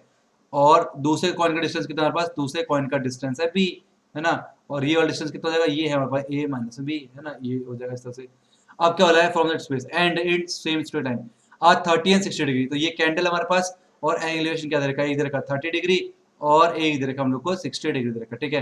Find the height of the candle, हमें कैंडल की हाइट निकालनी है। मान लेते हैं कैंडल की हाइट h है, तो हम नामकरण करेंगे a b c और d नाम दे देंगे, ठीक है। चलिए, in triangle a b c, a b और c पे हम बात कर रहे हैं, ठीक है। हमें पता है ए बी अपॉन पे बी सी क्या होता है 10 हो जाएगा और एंगल कितना है 60 डिग्री। ए बी कितना हमारे पास h और बी सी कितना है, बी सी बी हो गया 10 30 10 60 कितना होता है हमारे पास 10 60 होता है √3, है ना। तो आ गया h इज इक्वल टू आ गया b रूट पे 3 निकल के आ गया। हाइट ऑफ कैंडल निकालता है कितना आ गया b√3 आ गया, ठीक है। अब हमारे पास क्या है, हमारे पास दूसरा ट्राइंगल कौन सा आ रहा है, हमारे पास दूसरा ट्राइंगल निकाल के आ रहा है ए बी और डी वाला। तो काम करेंगे in triangle A B D, है ना। इसे क्वेश्चन नंबर 1 मान देंगे। हमें निकालना है हाइट, निकाला in term of A and B निकालना है, ठीक है। ए बी डी, तो क्या करेंगे ए बी अपॉन पे बी डी इक्वल कितना 10, एंगल कितना 30 डिग्री है, ठीक है। ए बी एंगल कितनी है h अपॉन बी डी कितना हमारे पास a 10 30 होता है 1 अपॉन पे √3, तो h हो गया हमारे पास a अपॉन पे √3 हो गया इक्वेशन नंबर 2, ठीक है। यहाँ पर भी h है, यहाँ पर भी h है, हम क्या करेंगे मल्टीप्लाई कर देंगे, मल्टीप्लाई 1 एंड 2, ठीक है। मल्टीप्लाइंग 1 एंड 2 क्या निकल के आएगा हमारे पास h multiply h is equal to आ जाएगा b√3 मल्टीप्लाई a अपॉन पे √3, इससे कैंसिल हो गया h स्क्वायर निकल के आ गया a इंटू पर b, h निकल के आ गया स्क्वायर हो जाएगा रूट में ए बी, तो द वैल्यू ऑफ हाइट क्या हो जाएगा हमारे पास रूट में ए बी निकल के आ जाएगी। क्लियर है, तो हमें निकालना था height in term of A B, तो आएगा रूट में ए बी। नाउ चलते हैं नेक्स्ट क्वेश्चन, क्वेश्चन 33 की तरफ। कह रहा है the mode of the following data is 67। Mode अगर 67 दे रखा है तो एक्स की वैल्यू निकालनी है। अच्छा मोड क्या होता है पहले ये बताओ। मोड होता है हमारे पास L प्लस में F1 माइनस में F0, अपॉन पे 2f1 माइनस में f0 माइनस में f2 और मल्टीप्लाई बाय h। ये होता है मोड का फॉर्मूला, ठीक है। मोड दे रखा 67। अब पहले f1 कितना है, सबसे बड़ी फ्रीक्वेंसी f1 होती है, f1 दे रखा हम लोग को 15, ठीक है। और l कितना हो गया मॉडल क्लास का 60 हो गया, ठीक है। f0 कितना हो गया हमारे पास x हो गया इसके ऊपर वाला, और f2 कितना हो गया हमारे पास 12 हो गया, ठीक है। ये f1 हो गया, ये f0 हो गया और ये f2 हो गया, ठीक है। और h कितना हमारे पास वो 10 का गया, पहले पुट करेंगे, मोड देगा 67, तो 67 is equal to l, l कितना हमारे पास 60 प्लस में f1 माइनस में f0, f1 कितना है हमारे पास x, f1 कितना हमारे पास 15, f1 माइनस में f0 कितना है x है, अपॉन पे 2 इंटू f1 हो गया 15 माइनस में f0 माइनस में f2 कितना हो गया 12 हो गया, मल्टीप्लाई बाय h, h की वैल्यू कितनी दे रखी है हम लोग को 10 दे रखी है, बहुत सिंपल है। 67 माइनस में 60 इज इक्वल हो जाएगा 15 माइनस में x मल्टीप्लाई बाय 10, ठीक है, अपॉन पे जाएगा 30 माइनस में x माइनस में 12 जाएगा। अब 67 में से 60 गया आया 7 इज इक्वल हो जाएगा 15 इंटू 10 हो जाएगा 150 माइनस में 10x हो जाएगा, अपॉन पे 30 में से 12 गया आएगा 18 माइनस में x हो जाएगा, नीचे कुछ नहीं 1 लगा देंगे, क्रॉस मल्टीप्लाई करेंगे 7 मल्टीप्लाई 18 माइनस में x इज इक्वल हो जाएगा 150 माइनस में 10x हो जाएगा, और 756 साथ में 12 126 माइनस में 7x इज इक्वल टू जाएगा 150 माइनस में 10x हो जाएगा, तो हो जाएगा ये माइनस का 7x प्लस में 10x इज इक्वल टू जाएगा 150 माइनस में 126 हो जाएगा, है ना। तो जाएगा 3x इज इक्वल टू 150 में से 26 गए कितने आएंगे 14, 24 आएगा, ठीक है। 24 आएगा तो x कितना आ गया 24 अपॉन में 3 आ गया, और 3 8 24, तो x की जो वैल्यू कितनी निकल के आ गई 3 निकल के आ गई। अब हम चलते नेक्स्ट क्वेश्चन 34 की तरफ। तो ये रहा क्वेश्चन 34, कह रहा है कि हमारे पास 2 पाम ट्रीज, 2 पाम ट्री है हमारे पास आर ऑफ इक्वल हाइट, तो ट्री ये मान लेते हैं, ए मान लिया, बी मान लिया, सी और D, A B C D जो है पाम ट्री है इक्वल हाइट्स के और परपेंडिकुलर होगी ग्राउंड के साथ, ठीक है। Standing opposite to each other on other side of river, ये रिवर हमारे साथ बी डी रिवर है, दोनों अलग अलग साइड पर खड़े हैं, विच इज 80 मीटर वाइड, तो ये जो हमारे पास 80 मीटर वाइड दे रखा है, 80 मीटर जो है हमारे पास ये वाइड दे रखा है ऐसा, ठीक है। From a point O in between, a O point ले लिया हमने, the angle variation top of the 60 30, तो दोनों में हमारे पास 60 डिग्री लग रहा है और एक में 30 डिग्री, ठीक है। Find the height of the tree, tree की हाइट निकालनी है, let the tree height of the tree is equal to h हो गया, ठीक है। और the distance between O from the trees, और ओ से ये ओ पॉइंट है यहाँ से डिस्टेंस, ठीक है। तो मान लेते हैं हमारे पास ये x है, तो ये क्या जाएगा 80 माइनस में x हो जाएगा यहाँ से यहाँ तक, सारी बातें निकल के आ गई। दो ट्राइंगल हमारे पास, तो पहले काम करेंगे in triangle A B O के ऊपर, तो ए बी अपॉन पे बी ओ इज इक्वल हो जाएगा 10 एंगल कितना 30 डिग्री, ए बी का कितने देखिए हमें h, ये अगर h है तो ए बी का h हो जाएगा, ठीक है। अपॉन में ए बी ओ कितना हमारे पास बी ओ है x है, 10 30 होता है 1 अपॉन में √3, क्रॉस में करेंगे h √3 is equal to x निकल के आता है, कोई प्रॉब्लम कोई दिक्कत नहीं है, इक्वेशन नंबर 1 में छोड़ देना। दूसरा इन ट्राइंगल कौन सा सी ओ डी पे काम करेंगे, तो सी डी अपॉन पे ओ डी, अगेन 10 निकल के आएगा, एंगल कितना होगा आपका 60 होगा, सी डी का लिए h है, ओ डी कितना 80 माइनस में x और 10 60 होता है √3, तो h इज इक्वल कितना आ गया 80 माइनस में x मल्टीप्लाई √3 आ गया, ठीक है, इससे से निकल के आ गया। और x के लिए कितना हमारे पास h √3 है, तो h इज इक्वल हो जाएगा 80 माइनस में x के लिए मैं h √3 और मल्टीप्लाई में आएगा √3, तो h कितना आ गया 80 √3, ठीक है, और माइनस में 3h आ गया, तो h प्लस में 3h इज इक्वल टू जाएगा 80 रूट पे 3 और 4h is equal to 80 root पे 3, ठीक है। अभी √3 जो है देखो ध्यान से, परंपरा में चला आ रहा है मेरे ख्याल से h √3 जो भी है, ठीक है। तो याद रखना h के लिए कितना आ गया 20 √3 निकल के आ गया, हाइट कितना आ गया 20 √3 निकल के आ जाएगा। अब हमें पता है x क्या है, x दे रखा हमें h √3 है ना, और h कितना आ गया 20 √3 निकल के आ गया इंटू पर √3, इसका मतलब x कितना आ गया 20 मल्टीप्लाई 3 इज इक्वल आ गया 60, इसका मतलब यहाँ से लेकर यहाँ तक 60 है, तो 80 माइनस 60 यहाँ से आता कितना आ गया 20 निकल के आ जाएगा, तो OD कितना आ जाएगा 80 माइनस 60 इक्वल टू 20 आ जाएगा, है ना, और BO जो है कितना निकल के आ गया 60 निकल के आ जाएगा, तो 60 मीटर और 20 मीटर जो है हमारे पास वो आंसर निकल के आ जाएंगे। क्लियर है। नाउ चलते हैं नेक्स्ट क्वेश्चन इसके और पार्ट में, जो कि हमारे पास क्वेश्चन इसी का और पार्ट ये रहा, ठीक है। The angle of depression of the top and bottom of the building of 50 meter high, the angle of depression of the top and bottom of a building 50 meter high as observe from top of a tower, एक tower हमारे पास A B, और इस tower के top से जो है एक बिल्डिंग हमारे पास, बिल्डिंग क्या है सी डी है, बिल्डिंग के टॉप पर और इसके बॉटम पर जो एंगल ऑफ डिप्रेशन बन रहा है वो 30 60 बन रहा है, तो ये जो एंगल हमारे पास कितना आएगा 30 डिग्री का, और एंगल कितना हमारे पास 60 डिग्री एंगल दे रखा है, ठीक है। Find the height of the tower, building की हाइट दे रखी है 50 मीटर इस तरह से, ठीक है।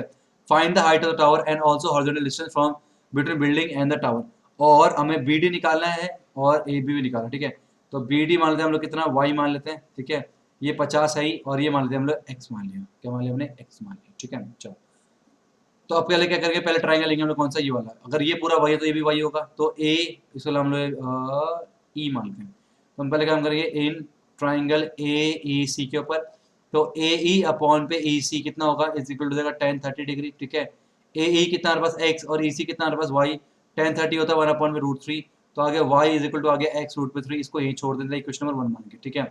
दूसरा क्या करते हैं, इन ट्राइंगल, ये मैंने ए बी डी के ऊपर काम कर रहा हूँ मैं, ए बी अपॉन पे B D is equal to tan angle कितना 60 डिग्री, ए बी कितना हमारे पास, ए बी है एक्स प्लस में 50 अपॉन बी डी कितना हमारे पास वाई इज इक्वल tan 60 कितना √3, और आ गया एक्स प्लस में 50 कितना आ गया हमारे पास वाई √3 निकल गया, और वाई के लिए कितनी एक्स √3 यहाँ पुट करते हैं, एक्स प्लस में 50 इज इक्वल टू जाएगा वाई इंटू पर वाई की जगह रख दिया एक्स √3 इंटू फिर आगे क्या √3, ठीक है। तो x प्लस में 50 इज इक्वल टू जाएगा 3x आ जाएगा, 50 इज इक्वल टू जाएगा 3x माइनस में x, और 50 इज इक्वल 2x हो जाएगा, और x कितना आ गया 25 निकल के आ जाएगा, x की वैल्यू क्या निकला 25, तो y कितना आ गया, y निकल के आ गया 25√3। x क्या हमारे पास ये है, हमें पूछा गया था height of tower, height of tower क्या x प्लस 50 है, तो हाइट कितना है x प्लस में 50 है, x कितना आ गया 25 प्लस में 50 कितना आ गया 75 मीटर जो है हाइट निकल के आ गई किसकी, टावर की। और इस जो डिस्टेंस पूछा था बिल्डिंग और टावर के बीच में वाई है, जो कि निकल गया 25√3 निकल के आ गया। आई होप आपको ये क्लियर हो गया होगा, ठीक है। अब हम चलते हैं अपने नेक्स्ट क्वेश्चन की तरफ, ठीक है। 35 कह रहा है water is flowing through a cylindrical pipe of internal diameter 2 centimeter, okay. इसका डायमीटर तेरा कितना 2 सेंटीमीटर, इसका रेडियस क्या हो जाएगा 1 सेंटीमीटर हो जाएगा, into a cylindrical tank of base 40 centimetre का रेडियस।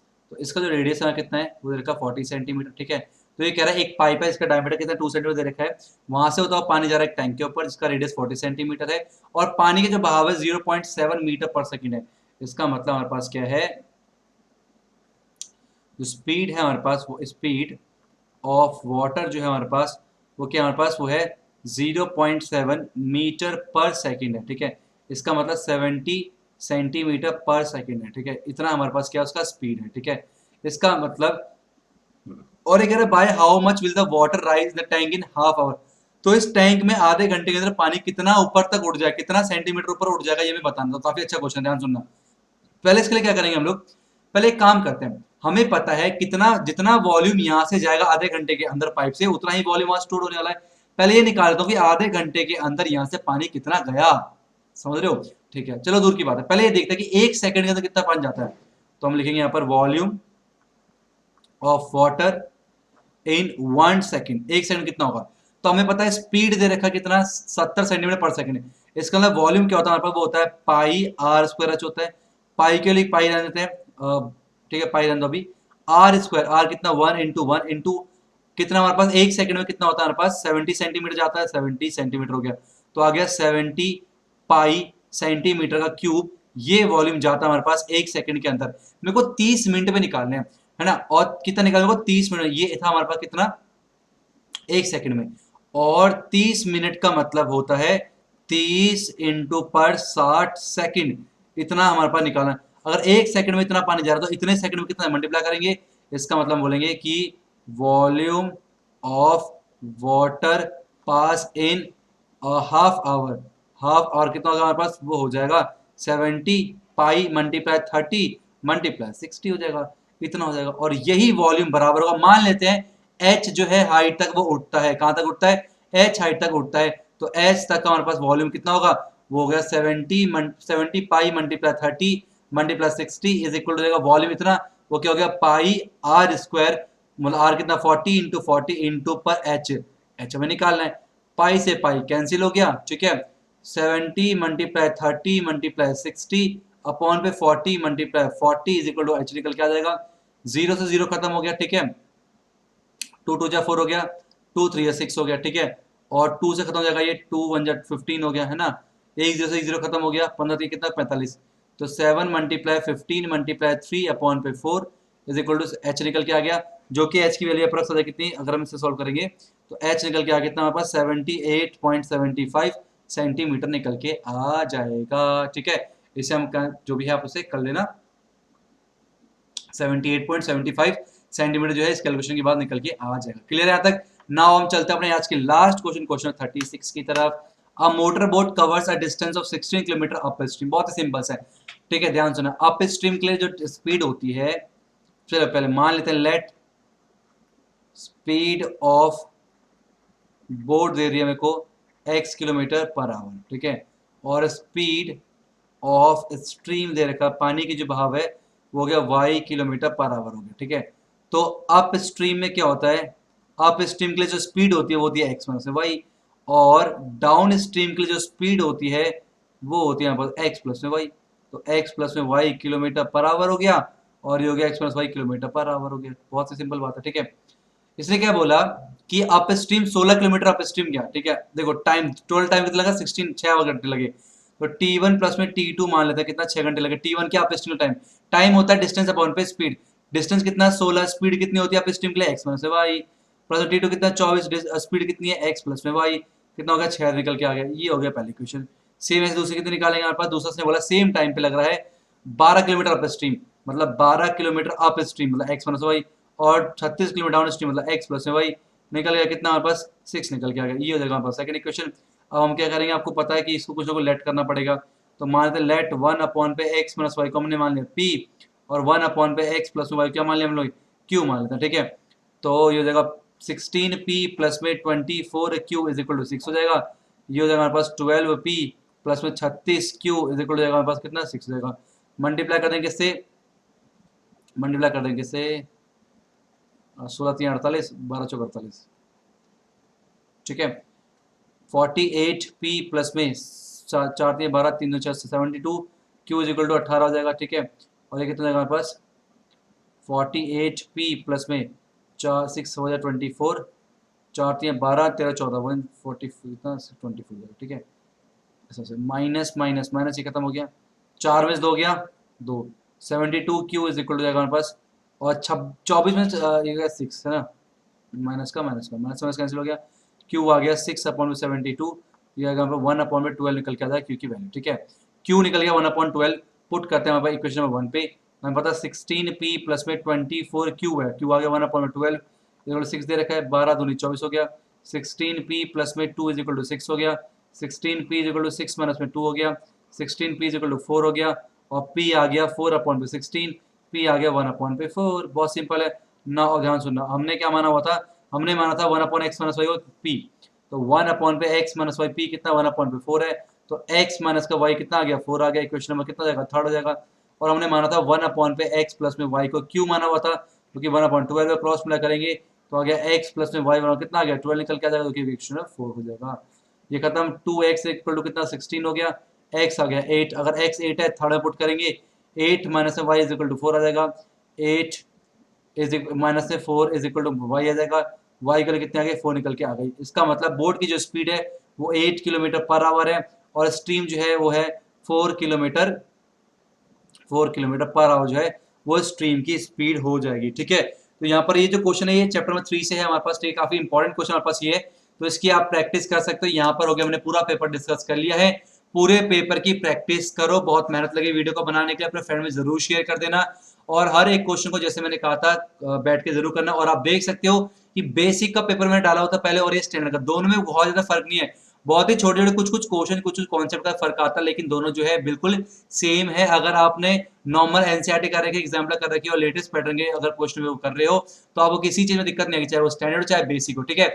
आई होप आपको इस वीडियो के एंड तक कोई भी डाउट नहीं रहा होगा। अगर आपका अभी भी कोई डाउट बनता है तो आप हमसे पूछ सकते हैं टेलीग्राम ग्रुप पे। अगर आपने ग्रुप को ज्वाइन नहीं किया, लिंक आपको डिस्क्रिप्शन में मिल जाएगी, आप जाके ग्रुप को ज्वाइन कर सकते हो। और हाँ, वीडियो कैसी लगी कमेंट करके जरूर बताना। और नेक्स्ट वीडियो आएगी किसके ऊपर आने वाले, चैप्टर 5 एग्जाम्पलर के ऊपर, और एग्जाम्पलर बहुत ही इंपॉर्टेंट है आप लोगों के लिए। तो एनसीईआरटी तो करनी है, साथ में एग्जाम्पलर करनी है, और साथ में न्यू लेटेस्ट पैटर्न के हिसाब से 10 से 15 सैंपल करने हैं, और आप पाओगे कि एग्जाम में कोई भी ऐसा क्वेश्चन नहीं होगा जो आपने नहीं देखा होगा। और एक रिक्वेस्ट है, वीडियो जरूर शेयर कर देना अपने फ्रेंड्स तक। आज की वीडियो में इतना ही। Thank you so much for watching. Hare Krishna.